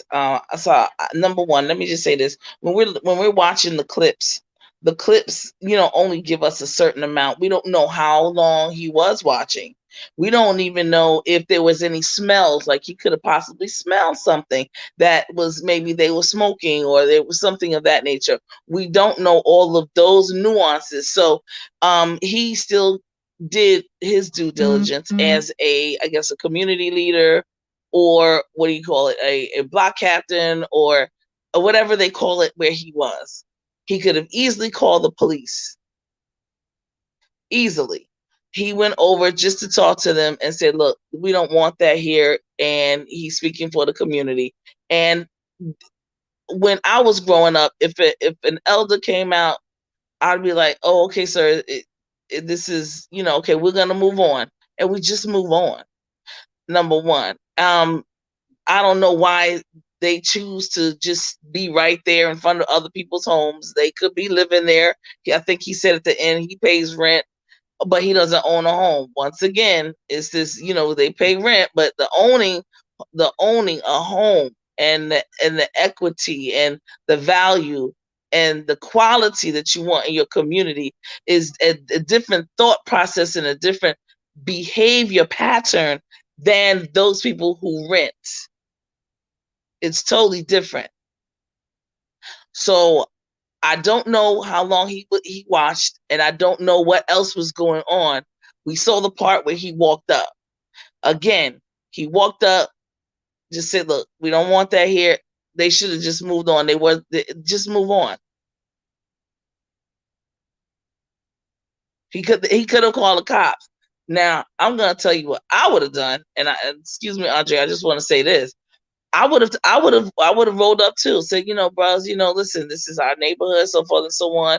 You know, you have your trunk up, and who knows what else the guy had witnessed. You know, we need you all to, you know, move about. You know, go somewhere. Maybe go in front of your place. Go in front of your mom's house. Go in front of your house. Go somewhere else, but not here. Okay. Because I've noticed that people will hang out in front of everybody else's house, but for some odd reason, they won't be hanging out in front of their own. And move on. Just move on. If in the event, then there's another technique that we have in place where I live, that we have in place to handle those types of situations when people don't want to just, you know, civilly be able to, you know, just go ahead and move on. So I would have done that first, going up to them, and then if they didn't want to move, then okay, no problem. I would have waited and then handled the situation in another way. Period. How do you move on if you live there? We don't know that. He said that. Okay, so what? He said it, and it doesn't make it true, and it doesn't make it fact. Let's assume that is true. I'm not going to assume anything. That's unintelligent. That's unintelligent. I don't do that. Chef just spent a whole episode and a half giving me the business for interpolating to some degree what else could be factors in why a thing went a certain way. Speaking for me though. So just for the record, we trying to address the clip in a bubble. We are addressing the clip. We're not addressing trying to. it. Just the factors we know. So we're not going to assume that he's lying. We don't know anything. We only know what we have observed due to with the minutia of information that was given in that one particular clip. Intelligent people understand that when we're watching these clips, these are clips that we come up with various scenarios, and the scenarios, like, what do you think about this? And based on what was observed and what was heard, he said he lived there. I don't know that to be fact because I didn't see his rental agreement. Would you have asked him for his rental agreement? Yes. I would have too. Then you would be Absolutely. that Karen that get cussed out on the thing, and it wouldn't No, matter if no you was black or Karen. anything Wait else. a minute, hold up. First of all, wait, hold up. First of all, it's my not bad, Karen. And the Karen, whatever you want to call it, Karens, those situations, you're comparing apples to oranges. Those people are dealing with a whole nother situation. That's a whole different thing and a whole different scenario. That is, I asked for now documentation beats conversation. You would have to have authority to ask for that documentation. That's what makes it Karen. Someone without authority, pretending to have authority as if they can commandeer it just because. But he gave the information. Will. He gave the information willingly when that wasn't the topic of conversation. So therefore, because he gave the information willingly, he gave the information. He said, "Look, I'm here. I rent here." That wasn't what the brother was talking about. The brother said, "Can you move?" The brother didn't say anything about, "Can I see your rental agreement?" That wasn't even a topic of conversation. And he didn't ask him to move. You just came up with that. You just came up with that. He didn't ask them to move. Okay. He didn't ask them to move. He did. That was the thing. He came over there without a cause. That is kind of the point. He did. He wanted because he didn't have a directive to say, "Hey guys, you can't park. You need to park in the lanes or move he did your not cars." Want period. them there. He did not want them there. He didn't want them there. Right. Yeah. He wouldn't have gone there if he wanted them there. He would have been. It wouldn't have even been a clip. He did not want them there. That's that. But the other guy was the one that came up with. He was the one that gave up the information. So when you give up your information, as we readily do, because folk don't know how to shut their mouth. Then now a person has a reason to ask for whatever it is you said. This is the situation. So what are you a renter? Stop just a moment. Stop just a moment. Stop. Are you a renter? Stop just a moment. Then prove it. Hang on just a moment. Now you said that being a Karen is something different, right? You said that requires other factors. You called me a Karen. I said if you came and asked that man, get your comparisons correct, because that is not what. Can I say what I said? Do you mind? Because we can just have a civil conversation. Absolutely. I have passionate. I don't have civil conversation. Right. We don't do civil over here. Yeah, I don't do civil. I'm from Brooklyn, baby. I'm from Brooklyn. You can't handle it. I should have known. Okay, that's what's wrong. That's what's wrong with Sean now. You're going right. I need to get big ass to the side, learn some manners. You're going right. Your dad going right. What? You can't handle it. Y'all gonna get your ass whooped enough. Corey. Okay. Corey, you can't handle it. Learning all them big ass New York words. I know that's right. You mean like yes and look no? And listen to my yes thick accent. The ones you refuse to use. Yes and no. You mean like yeah and no? Right. And listen to my thick accent that I have as well. My thick accent. Okay. All right. TV timeout. Let's get back to the point. Now I'm asking because you made a point to say that. Because I said that hey, he said he lives here. You said you would ask him for his rental agreement. I said, if you did that, then you would become a Karen. Not you are a Karen, but you would become a Karen in that situation because you wouldn't have the authority to ask him for that. So because you didn't take his word. Now, take that same situation, right? Now, put it in a building. You're a owner of a condominium. No, we're not going there. Deflect, and you're going to not deflect. You will not do that. Because you said you. No, you're not. Because you're not. No, because I'm not going to allow you to. Because you cannot, and that is not the situation. How you gonna know something you don't know yet, bro? The magical. Yeah, you're not going to do that, Vic. No, you're not going to do that to me. What am I going to do? No, not me. Now, you talking about going inside a building versus outside in the street. Now, that's two totally different scenarios. I'm making the same point. Listen, honey. You can refute my point, but I like to say it if you don't mind. TC, global citizen of this United States. In that big old HBCU college, they teach you how to converse and debate without interrupting the other person. be able That's to a give very me important key scenarios that to are debate. out of order. And the scenarios you're talking the about biggest key to inside debate a is to building actually hear the where argument before you there refute it. are authority as opposed to the street is two totally different situations and different scenarios. You want to make There's no technicalities. You can comparison change to the the scenario two. to So anything stick you to would the like clip. them to change it to. Stick to the clip. And that is all. Okay, well, you might have to mute yourself or whatever you got to do, but I'm gonna say what I meant to say. So at the end of the day, what I'm saying is that if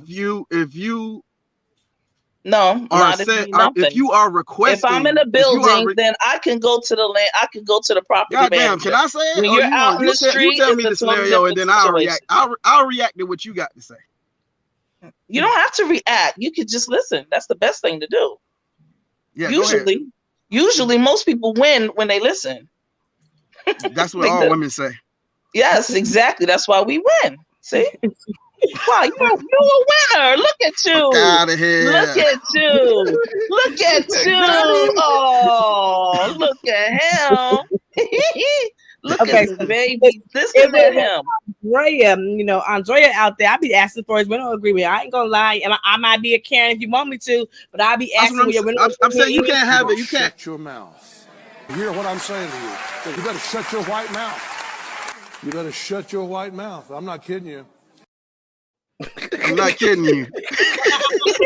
I might be a Karen. I don't care. This neighborhood quiet. What you doing here? You're sitting out here with your see what I'm talking about? Yeah, I don't care. Look, we see what I'm talking about. And you adopt that same attitude and impress your own people. I don't give a fuck if my oppressor look like me. That don't make me feel no better. It make me feel worse. I'm not oppressing my people. The point is, it's a nice neighborhood, and you out here with your loud rims and your core. And what's wrong with that? I'm asking. Okay. Hold on one second, Andrea. Let me drop something. You said that if I look like my oppressor or my oppressor looks like me, whatever you said, bro. According to you, somebody got to police the hood. We all can't leave. So somebody policing the hood looks like that, homie. Karen, Black Karen, call him motherfucking Kevin or Kareen, whatever you want to call him. That's what it looks like. Community policing. That's what it looked like. Yo, this shit don't. To you. Hold on. No. Hold on. Listen, man. Look, son. At the end of the day, I ask you, tell me how you feel. Right. It's hard. Hold on. It's hard for you to do that. Right or wrong? It's not hard. I answered you directly. It don't matter. Just let me finish it. You can combat what I'm saying after. Just let me land that plane. It's hard for you to say yes or no, right or wrong, because you're like, you never know. This person might have had such and such going on 10 minutes before we seen what was on the four walls of the screen. They might have had something going on, so we don't know. This, that, and the other. Bro, all That's I'm what saying TC said. Man, look, bro. All I can tell you is that's what TC said. Hey, so, now it's what I said. Hey, wait. Hey, I said check it out. That's what I said. Now he's going with what I said. That's what you're supposed to do, daggone it. You better make sure you edify me and what I say. I want and you better make sure you give me the daggone credit. And you better make sure that you edify what I say. Huh? You better do that. Say my name. So you go get her, Chef. That's right. You better do that, bro. You better make sure I said it, and I said it, and you better say my name all the time, cause you make me. You're renting. Whoa. I'm renting space in that small. I'm renting space in that 2-bedroom apartment that 3-bedroom apartment of yours in your head. Hold on one second. The 3-bedroom. I want to see your rental agreement. And I see Andrea, we're gonna do this the right way. We don't believe you. Hold on, we're doing this the right. Yeah, I want to see your rental agreement. Okay, you know what? The rental agreement. More people. The 3-bedroom apartment in your head is called the medulla, the cerebellum, and the cerebrum. That's the 3-bedroom apartment. Okay. And I'm actually at the I'm trying to reconstruct the cerebellum and the cerebrum for you. Nah. We gotta stay outside because when you go in the building, you need some help when it comes to that, bro. You need it. Don't say TC said it because you want it now. You want it because it has some authenticity. Yes, because TC said it. It does have some strength and authenticity that it didn't have coming from you. And I understand that it is up to people like you that do things like that. And thank you so much. I appreciate the Oscar. I appreciate the Emmy. I appreciate the awards and the accolades coming from the 3-bedroom apartment of your I'm gonna have to play the music on your ass. Make sure you put yourself and make sure you be responsible and accountable for the things that you say and not TC saying that. Okay. Because I am very freaking clear on what I say. Would you pause for a moment? No, I'm not. No. Now you gotta ask me to pause. That's that New York shit. You're damn right. You're damn right. Because New York, we this. We own, we operate, and we handle the business. The most? Too much? The most? Yeah, y'all do that sometimes. Y'all be doing that sometimes. I know. But somehow y'all end up down here in the South with us. So what are we talking about for real? So all I'm saying, let me tell you something. Take a time out. Take a time out and allow me to speak. Here's the no time out. I don't need time out. Okay. So I'm gonna explain. I know when we're young, joke. We need to have a little time out in a burping session. We need the burping session, but I don't need it. Here's the thing that I'm talking about. I'm not, let me say this. I am the original woman. I don't need, and I come from anywhere and everywhere that I step foot. You see? Yeah, all that whole tap. Therefore, what you're talking about, what is South, is just not. It's not nothing to me. That doesn't mean anything. That doesn't. You said that. You said you know what it is. What did you just say? You don't remember? Are you having now? You don't remember. You don't remember what you said about the South. You don't remember. You don't remember what you just said about the South. Is that what you just? Are you telling me that you don't remember what you just said about us being from the South because we are from New York? And that's why we go down south. No way, Jose. You mean to tell me in about 2 seconds time that you have forgotten that what you just said about the South in that amount of time? You mean to tell me we can come back to the South? What you said coming out of your mouth? That's a shame. That's not good. That is not good. That is not good. Now, what ain't good is this. Now I'm concerned. So can we move on in the conversation about the cognitive in the 3-bedroom apartment? I'm concerned because if you don't remember what you just said to me, you can't troll me. Then shorty. why are you? You can't troll me. Why are you? What are you saying? Why can't you remember? Don't talk about that troll bull crap. I'm not a troll. Go somewhere with all that. Go somewhere with all you. We had a whole war called North versus South. That's not me. Bottom line, a whole war called North versus South. You don't know who I am. That's your unfortunate deliverance. You will be delivered right now in terms of who I am. But the bottom line is there's no trolling here. I am who I am. It is what it is. You would think I had nothing valuable to add based on how you talking over me. Well, here's the thing. You couldn't even remember what you just said about us being You wouldn't know if I could remember because you've been doing all and that's why we talking. go down. That's why we come down south. You said it in a matter of at least 20 seconds and you forgot what you talking about, Willis. Who does that? Nobody. And then you're gonna come on. Hey, take the batteries out this motherfucker, man. What the fuck going on, after Arnold? Why would you repeat after Arnold? Your string broke off or something? That's a kid. You're a grown man. Why are you doing that? Hi, I'm TC. Want to play? Don't do it. Don't do it. I'm thinking I'm speaking to a grown man, and here comes Arnold. What you talking about? I thought I was speaking to a grown woman. Nobody. What's going on? Absolutely nobody. Nobody. Definitely don't be doing this back and forth shit. Okay? Don't do it. You forgot what you said about us from New York, Brooklyn. And then you said that's why we come down south.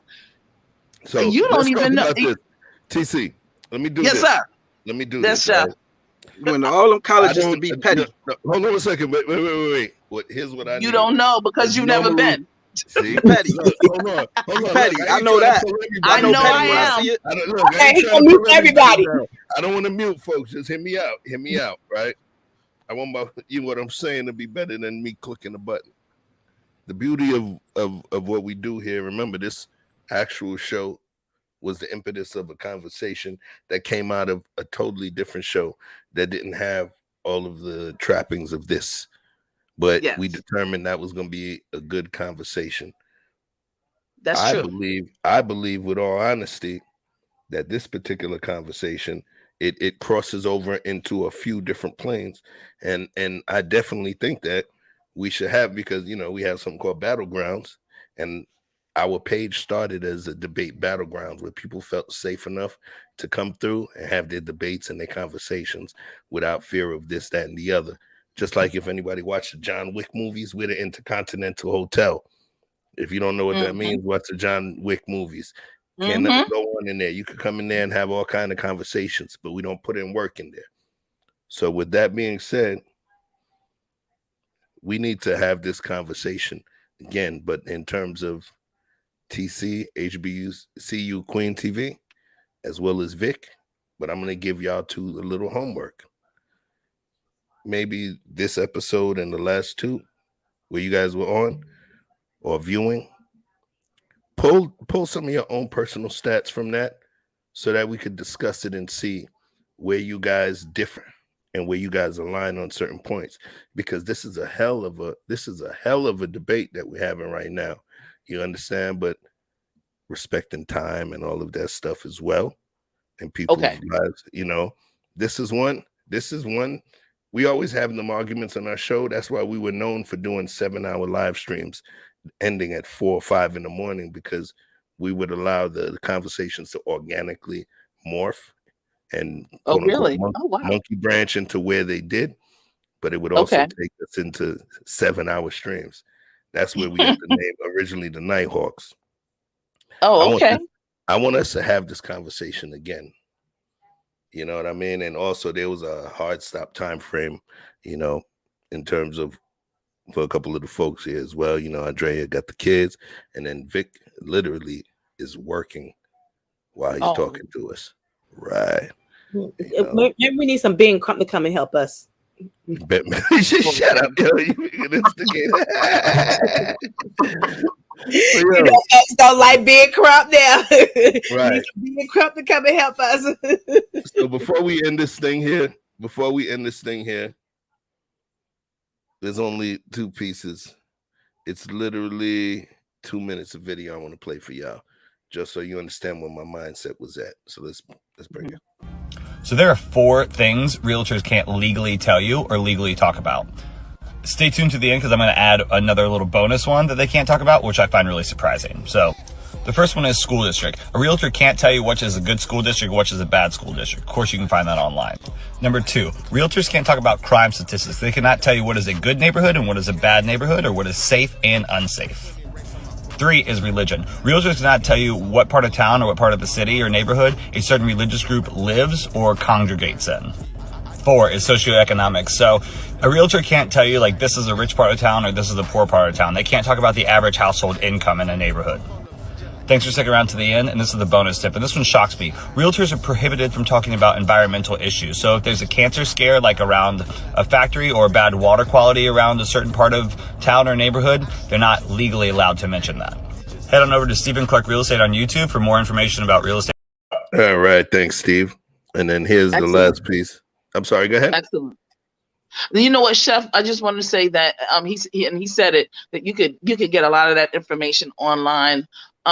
You can definitely get a lot of that information online. And also when it comes to the socioeconomic, you can also, the United States Census Bureau is also excellent at being able to break down the socioeconomics per capita, per household, per whatever it is in your area, in your community, calling it a district, calling it a whatever it is. you can find that information out if you just give, some statistics. Call the United States Census Bureau. They have a statistician that's there. They will give you, as a matter of fact, only thing you have to do is say, I'm doing a paper. Just say you're doing a paper. Don't even tell them. I'm doing a paper in school, and I wanted to get some information about, the socioeconomics per capita. And they'll tell you, is it a 2-family household? Is it, what the ages are? They'll give you all the demographics that you need. Definitely. Okay. I just wanted to say that. And as far as the air quality and things of that nature, that is definitely something that needs to be, it is documented. The EPA, the Environmental Protection Agency, they have that information. And also in some of the states, certain state agencies have that information as well. Yeah. Mm-hmm. She's absolutely so I just wanted right. to say that. Mm-hmm. You're absolutely right. There was, and peace to my brother, one of the original supporters and sponsors of the channel, the boy ZB. He put in ucr.fbi.gov. Right. And he put that information in there as well. So we do have a litany of information. Yeah, litany. I guess that's one of those, magniloquent terms. Mm-hmm. Litany. Nah. Spell it. Hold on. MANILOQUENT. All right. I ain't hear no ah. Listen, yo. Let me tell you something. No. You know what's the craziest thing? And I don't need I don't need no pushback on it. The craziest thing is the words that I use is the words that y'all ninjas don't effing understand, and that you got to go and pay a goddamn lawyer to tell you what the hell that means. Okay? When you got the same dictionary to use, but you got to go and pay somebody else and put them on a retainer. And most of the time, you're spending the money with somebody else. When you got the same words yourself, and that you dare tell your own people that those words are overly bombastic. Huh? Bombastic. Google. Yeah. Google bombastic, kind of fantastic. No. Watch this. I want y'all to Google the word magniloquent. MALIN. MANILOQUENT. Go Google that word. And you know what? I'm gonna do it. Whatever, man. I'm gonna do it.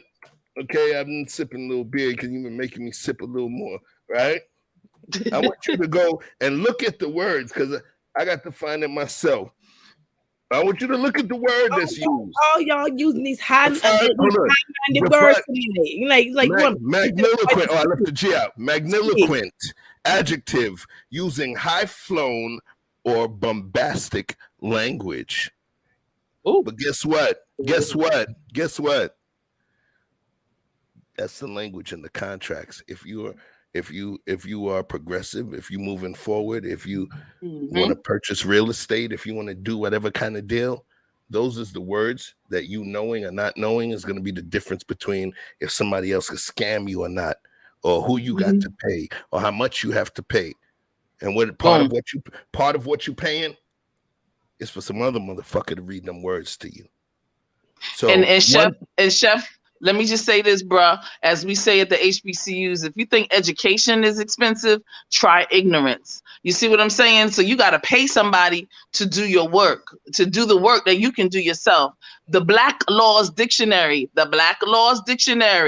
edition 4. You can get it online. You can Google it and you can actually print it out. The Black Laws Dictionary is the actual Bible for those that are in the lawyers and the judges of the court system here in the United States of America. The Black Laws Dictionary. And notice it says it's the Black Laws, not the White Laws Dictionary. It's the Black Laws Dictionary. So it's edition 4. That's the one that I would recommend myself. But of course you can get any of them that you choose. But that's the bottom line. Go ahead and read something. The bombastic. That word is bombastic. Fantastic. There you go. There you go. Don't hate because of New Yorker. Don't hate for the California. Don't hate because we like the metropolitans. Don't hate. Just learn from us because we can share some things with you. Don't hate. You got $1 million phone in your hand. Get it together, everybody. Get it daggone together. So before we wrap this thing up, I will say, in terms of that highfalutin language, it's a language, and I think it's important for our children and those coming up below us to understand languages. How do I grasp English? Because I speak more than one language. I speak English. Je parle anglais. Comment vous appelez-vous? Yo hablo inglés. You know. Okay. Yes. So the whole point is, I speak French, Haitian Creole, Spanish, Filipino, Tagalog, right? So now, wow. Okay. Those are languages, and I believe that we should understand more than Ebonics and understand more in terms of the power of those languages, because language is how laws are written, and language is the way that we can be controlled. Those words literally define the straps, the binds, and the chains that may oppress us if you believe in oppression. And understanding those words and how to volley back against them is important. All right. So let's do this. It's the last clip. And I'm gonna let y'all go, and we all gonna talk about what makes us unique souls within this universe. Why is the inner city filled with so many black people as white folks flock to the suburbs? Generational wealth building is directly tied to home ownership. For decades, black people were largely shut out of that system. In the 1930s, under Franklin Roosevelt's New Deal, the newly created Federal Housing Authority gave money to builders who mass-produced homes in the suburbs. The federal government stipulated that none of those homes could be sold to black buyers. This was federal policy. So for white folks, you had subsidized housing in the suburbs. For black folks, you had subsidized housing projects in the inner city. Home ownership in white families increased exponentially after World War II through the GI Bill. Many black vets were systematically shut out of that process too. You can see how this sets up a feedback loop. If your parents and grandparents weren't able to accumulate any wealth through home ownership, not only do they have nothing to pass down to you, but you're more likely to deplete your resources by taking care of them in their old age. And you're less likely to have any accumulated wealth to pass down to your children. In 2021, only 44% of black families are homeowners versus 73% of white families. All right. So before I show this map, Vic wants me to show, right? Before I show the map, it's important that I say this because I rub people the wrong way, which was my definite intent. So call me a troll. Ooh. All right. Tell St. Peter when I try to enter the gates of heaven. Look. I'm being dramatic here. Let me get my light. Right? When I said that we don't owe the hood shit, I said that we don't owe the hood a damn thing. You know why? Because we don't own the hood. We don't own it. If you pay close attention, we don't own it. It's owned by other people. Thank you. We don't own it. So I'm putting somebody else through college. I'm putting somebody else's kids through college. We don't own the hood. That's the construct that I believe that people are missing. It's not ours. We don't exist within that. We take our $155,000 that we making now from making 20-something thousand. Now we got that. We're not able to buy into the hood because it's overpriced, because of the gentrification, but not only because of that, because of the ownership, because of the building, because of the real estate. In that urban area, they're not going to be putting 3-bedroom homes. They're going to be building tenements. Right. So what do we owe? Oh, we owe the people, or we owe the construct? So I'm going to stay here and keep putting these people's family through college. Because remember white flight? Do you understand what it is? Part of the dynamic of where it is right now is because of white flight. Exactly. Come on, man. So what do we owe? We owe the hood? We don't own the hood. How the hell do, I'm going to write that one down. How do I owe the hood if I don't own the hood? There you go. I never own the hood. You know what I'm saying? And that's my piece. But let me put up this, I'm going to put up this slide real quick. Pardon me a moment. Let me put this slide up.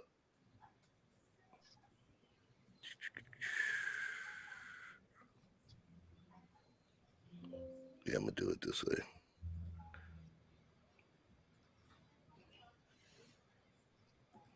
You better make this good, son. Here you go. So tell me, so tell me what you're saying. So this map that you're looking at is actually a map of the rankings of the school system by state, not by county, not by school district, but by state. Okay. And if you notice, the South and the West are getting the worst end of this. Mm-hmm. So it wouldn't matter really where you, I'm sure you can find a high quality school in there, private or otherwise. But right, because remember, it's an average.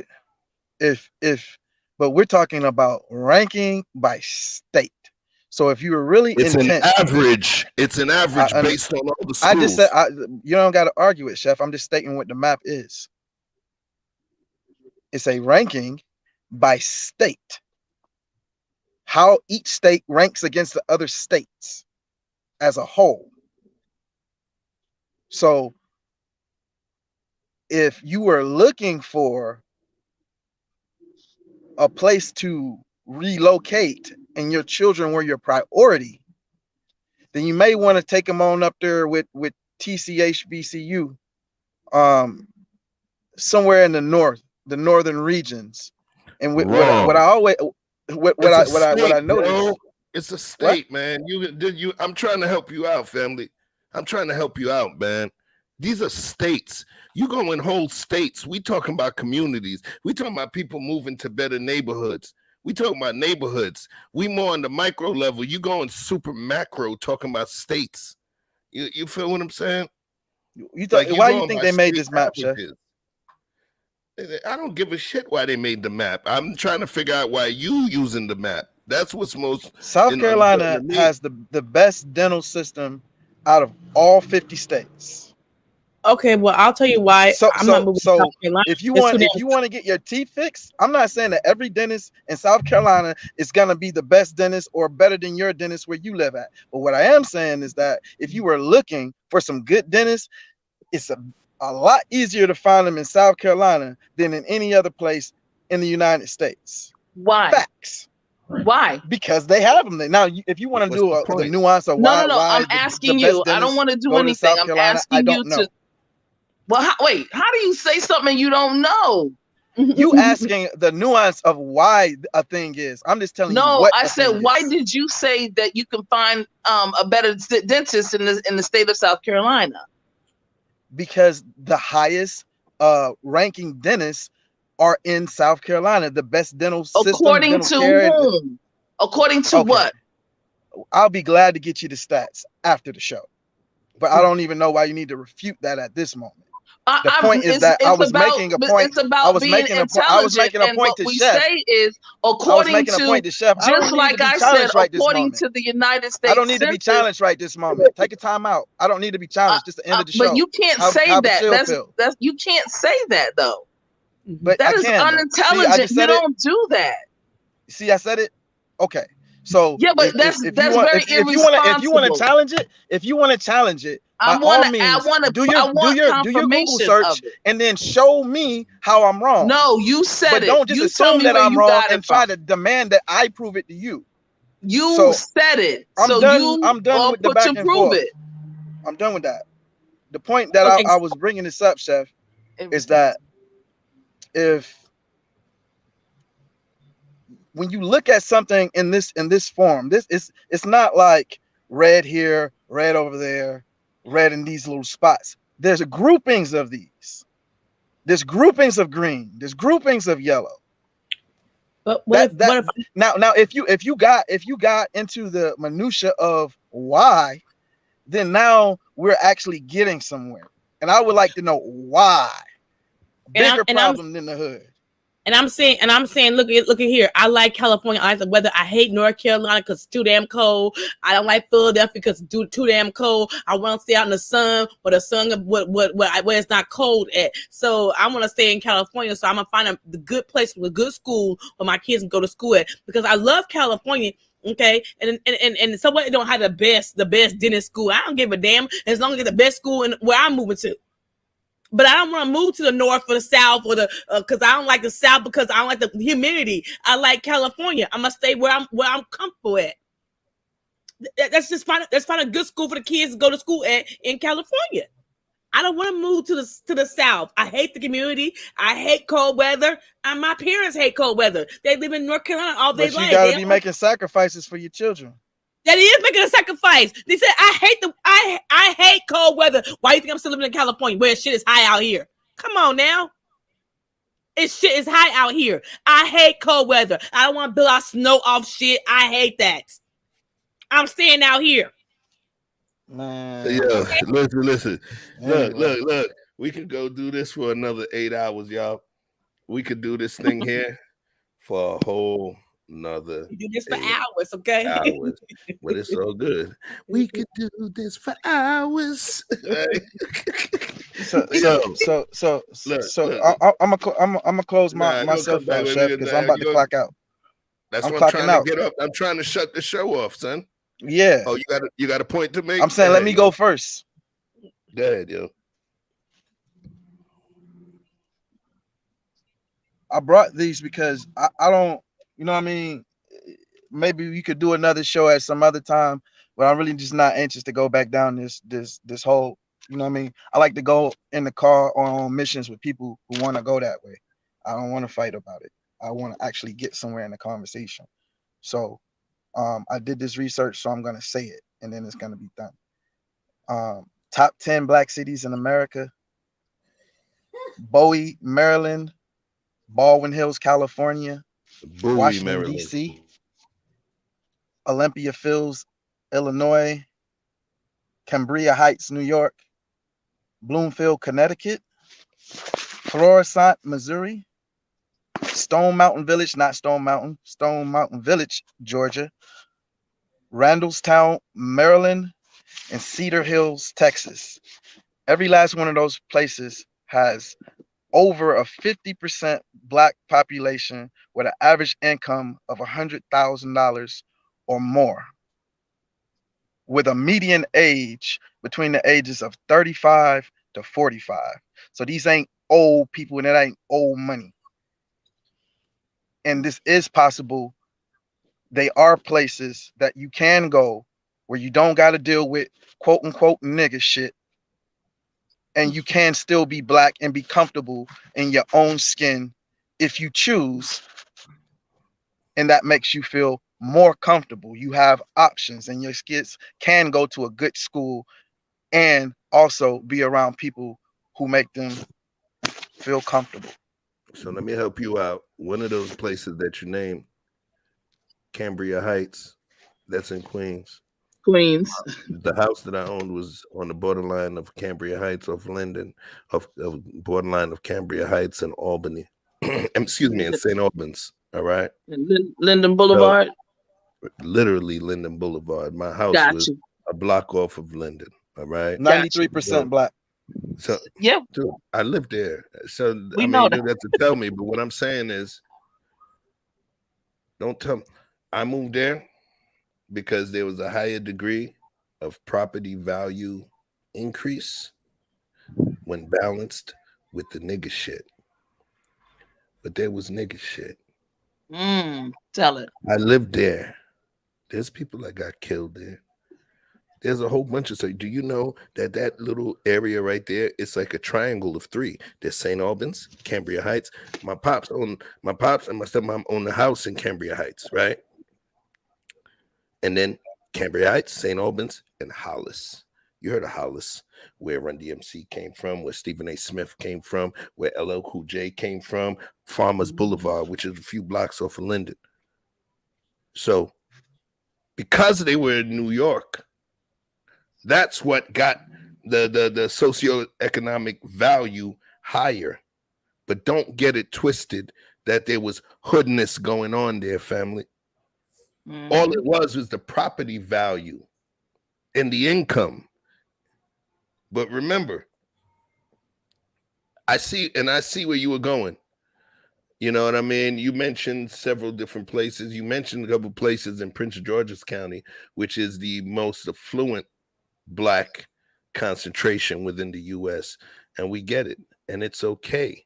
But what's interesting is what you're doing is the options that you chose were the top Black options, even though you were the same one that wasn't saying that we should just stay black. But it's interesting that your final, because we're about to wrap, your final opportunity to elucidate your points was by naming the best Black shit. Interesting. You know what I mean? Not global, but the best of the Blacks. And my rhetorical question before we wrap is, so is that's all we supposed to subject ourselves to? The best of the Blacks? No, hell no. You know, but with that being said, stay on out here in California where the white folks is at, okay? And being crunk, come on out here too sometimes. Listen, yo, we ain't trying to take this. You don't even like 4 bad crap. hours. I don't want to hear that. We ain't even going 4 hours, yo. But yo, so since you got the drop quicker, Vic, let them know what makes you a unique soul and a unique communist. And no, I'm joking. What makes you a unique soul? What makes you a unique soul in this universe? Leave him alone, TC. He got work to do, yo. He gonna beat up his boss after this. Hey. Ain't got no boss. That's what makes me unique. Don't want one. Right. I know who I am, I know what I'm doing, and I know where I'm going. Ain't nobody in front of me and no one in back. And that's it. Peace to everybody. Peace, Vic. All right. Andrea. Well, we're gonna let TCHBCU Queen TV say that quick 3 times and you get a cash. Thank you, my sister, for coming on. Thank you, my sister, for coming on. I appreciate you. Andre, you know, you are awesome. You are dynamic. You keep it 100 all the time. I love it when you go on your rampage. And if you don't, I'm going to think something is wrong. And I'm going to get out. I'm going to take a flight to Cali and be like, girl, you better get it together. And, well, you gotta check me out on my new sports show, baby. I'm giving all the pieces. Stephen A. Smith would be proud of me, okay? I will sing you that, okay? I will sing you that.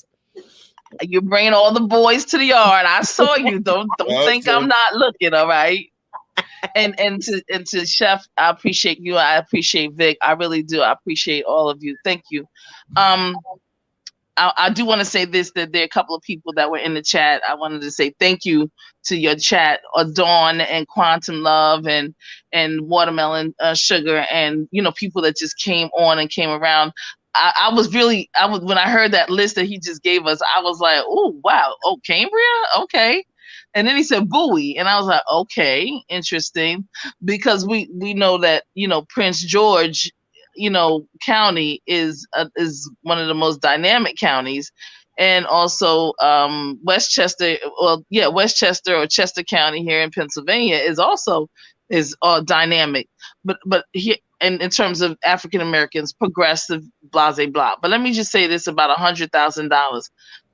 That's no money. Okay, let's break it down. Okay, because depending on how many people you have, if you have 2 people, $100,000, that's no money. That's $50,000 per person. Okay, so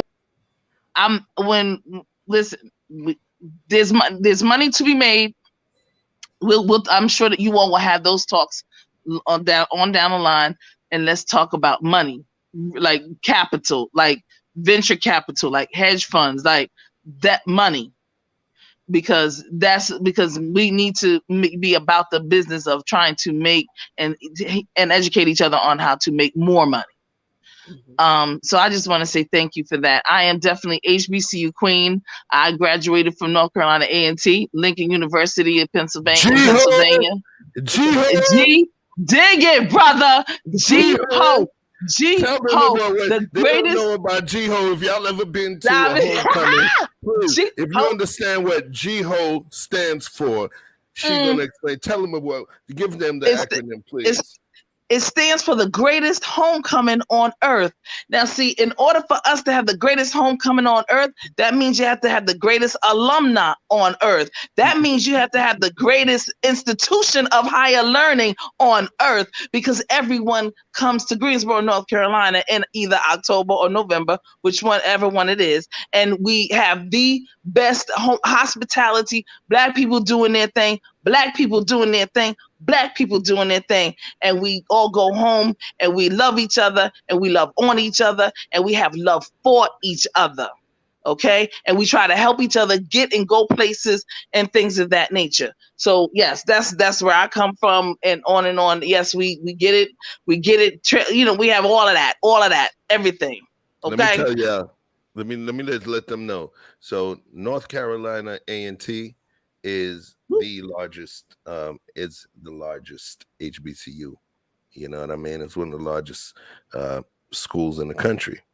So when you have a school that large, and when I say that large, you're talking about 13,000 students enrolled. 13,000, right? So imagine the size of the graduation class, and imagine a homecoming. Their homecoming is like Freaknik times 12, and parade, Caribbean Day Parade times 14. Yes, and they literally call, if you Google GHOE. That's right. Just Google it. G-Ho, and it literally is gonna pull up the greatest homecoming on earth, and they don't lie. It's the realness, you know. I'm the biggest and the baddest G-Ho there is at the G-Ho. Don't get it twisted, because we have fun and we handle our business. You know what? Come on down, boo. Y'all come on down. You let me know. You say Chef, you say Andrea, you say Vic. You gonna get it. You gonna get all the love. Y'all come on down. We gonna have it, and we gonna handle it. North Carolina, that's my hometown. I guess I gotta come on down to North Carolina. Yeah, Andre, you gonna stomp the yard, baby. Andre gonna stomp the yard. I gotta come home. I gotta come home. Peace to my boy Steven. Peace to my boy Steven and Stephen Friday and his wife Tara Friday. You know, I definitely was supposed to go, and then even come on, man, the homie Jimmy Butler. Not the ball player, but the other Jimmy Butler. You know who you are. Been trying to get me to come down to G-Ho, so we got a reason. We might get some footage from that. But there you go.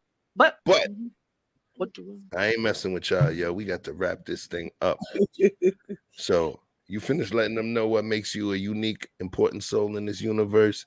TCHBCU Queen TV. I'm always on the journey of learning. Always. I appreciate you. Keep kicking those tires as well. Sometimes we have to, make sure what we're learning is important and is right. All right. All right, y'all. Take care. Love you, Andrea. Love you, sister. Love you too. Peace, Chef, love, and light to you. Thank you, King. I appreciate you. I mean, man, Andrea talked about you. She said some things about you. She didn't say that it was like that, okay? She said, "Come on over. You gotta come over." See, she said she from the show me state. She said you gotta come on, and I could show you better than I could tell you how this brother and these two brothers are. And I really appreciate it. God bless all of y'all. I'm gone. You as well. I appreciate you, sis. Thank you so much. Yeah. Yeah. All right, big head lady. I guess the team gonna have to make a appearance in North Carolina. Okay, I guess I have to come on home to North Carolina because my auntie be like, "When you coming home, baby?" I'm like, "I ain't been home in a minute, but I have to come on down there." Okay. She's like, "Come on, girl. I made some lemon pepper chitlins." No, some banana pudding, okay? That's what I want. Lemon pepper chitlins. No chitlins. I want some banana pudding, okay? Hey, yo, let these people know what makes you a special, unique soul within this universe here. What makes me a special, unique soul is to have a good team behind me. And with my brother, Chef and Vic, that's what makes Andrea the team. Okay, because these brothers, I told you these brothers are so special, and I'm so glad to be joining their team. And what makes Andrea Lynch is Andrea. I'm still out here in Cali. Vic, I'm gonna get Vic with these analogies and all that he did tonight. Okay, but I'm gonna okay. But all the places he sent, he named. The only thing I have pushback on, I love the weather in California. Now, I love coming down to the East Coast when it's hot, not when it's cold, okay? I don't want to live in no cold city. I love the weather in Cali. That's why I like pay all these high prices out here. So, Vic, I will find a nice community out in California where I live. The proximity is where I like the weather is. Okay, Vic? I love you, Vic. He's beating the steering wheel right now. Okay. All right, Andrea. Peace. Love you back. All right. Yo. What can I do? All I could do is thank you for each and every one of you guys coming through, tuning in, participating in the chat, saying your little words, trolling from the back. It's okay. That's important. You know what I mean? That's the fun part about it. But this is what we bring you on this network. We're not talking channel because we got Victor Freeze music. We also have It's All Hot Air. And we got Chef Shapino.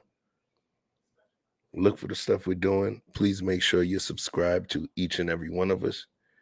And what we will do, guarantee, whether we agree on this politics or that politics, the one politics that we have no disagreement about is providing you guys with an experience, an open conversational ecosystem where even if things get tense and tenuous, we still gonna break bread together. That's what we do. So before I send y'all on the way, we don't use words like team frivolously. So let me remind you real quick. Ladies and gentlemen, I'm Evelyn. I'm here to introduce you to a new level of entertainment. The stars have aligned, connecting Brooklyn, New York, Sacramento, California, and Atlanta, Stars have Georgia. aligned. The team.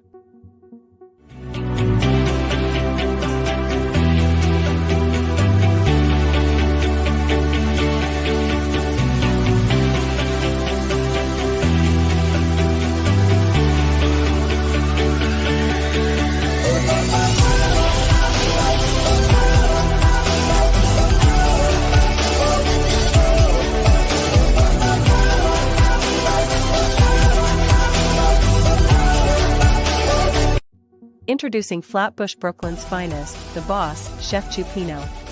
Hailing from Sacramento, California, is Andrea Lynch. From the dirty South Atlanta, Georgia, is your boy, Victor Freeze Music, or just Vic.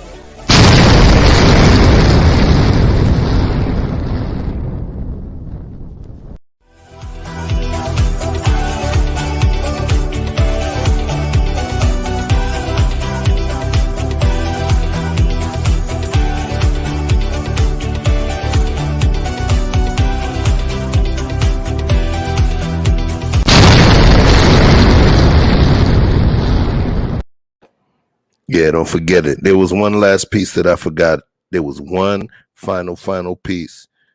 Tomorrow, it's important that I spread myself across the YouTube ecosystem as well. So tomorrow I'm actually going to be starring on a show from a larger content creator and more experienced than myself. Let me share that with you.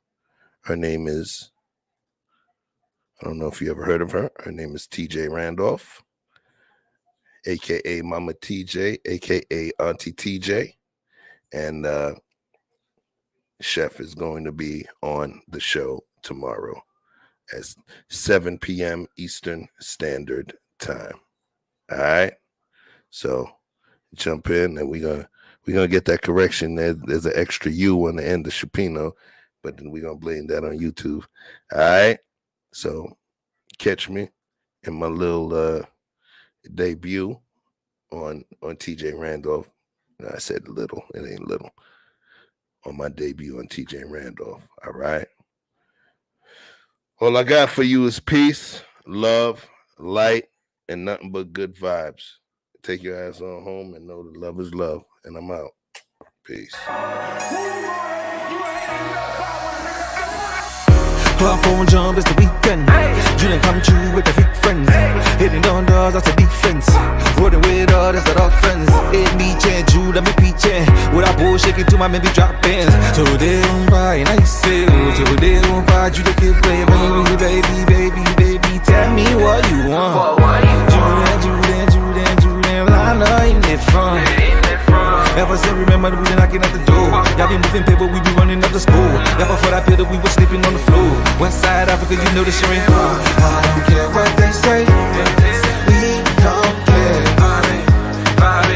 Driving all night long. I don't care what they say. We don't care. Pop it, baby.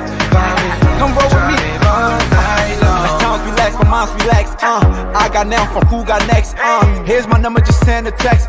You got a man and she responds, nah. Okay, show enough. I'ma let you go, don't wanna hold you up. I'ma call your phone when I put it up. Whoever let you go must be dumb as fuck. Wait for.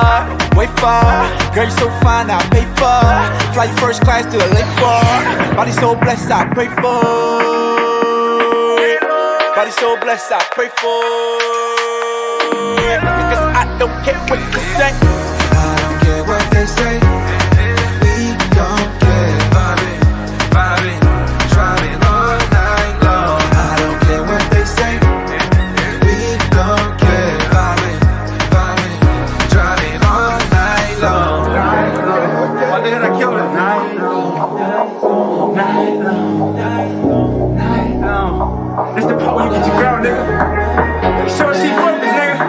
Make sure you focus, nigga. Let's go. 1, 2, 3, hit it. I don't care what they say. We don't care. Vibing, driving all night long. I don't care what they say. We don't care. Vibing, driving all night long. I don't care what they say. We don't care. Vibing, driving all night long. I don't care what they say. That's a hit for your ass, nigga. Hit for your ass, nigga. All night long.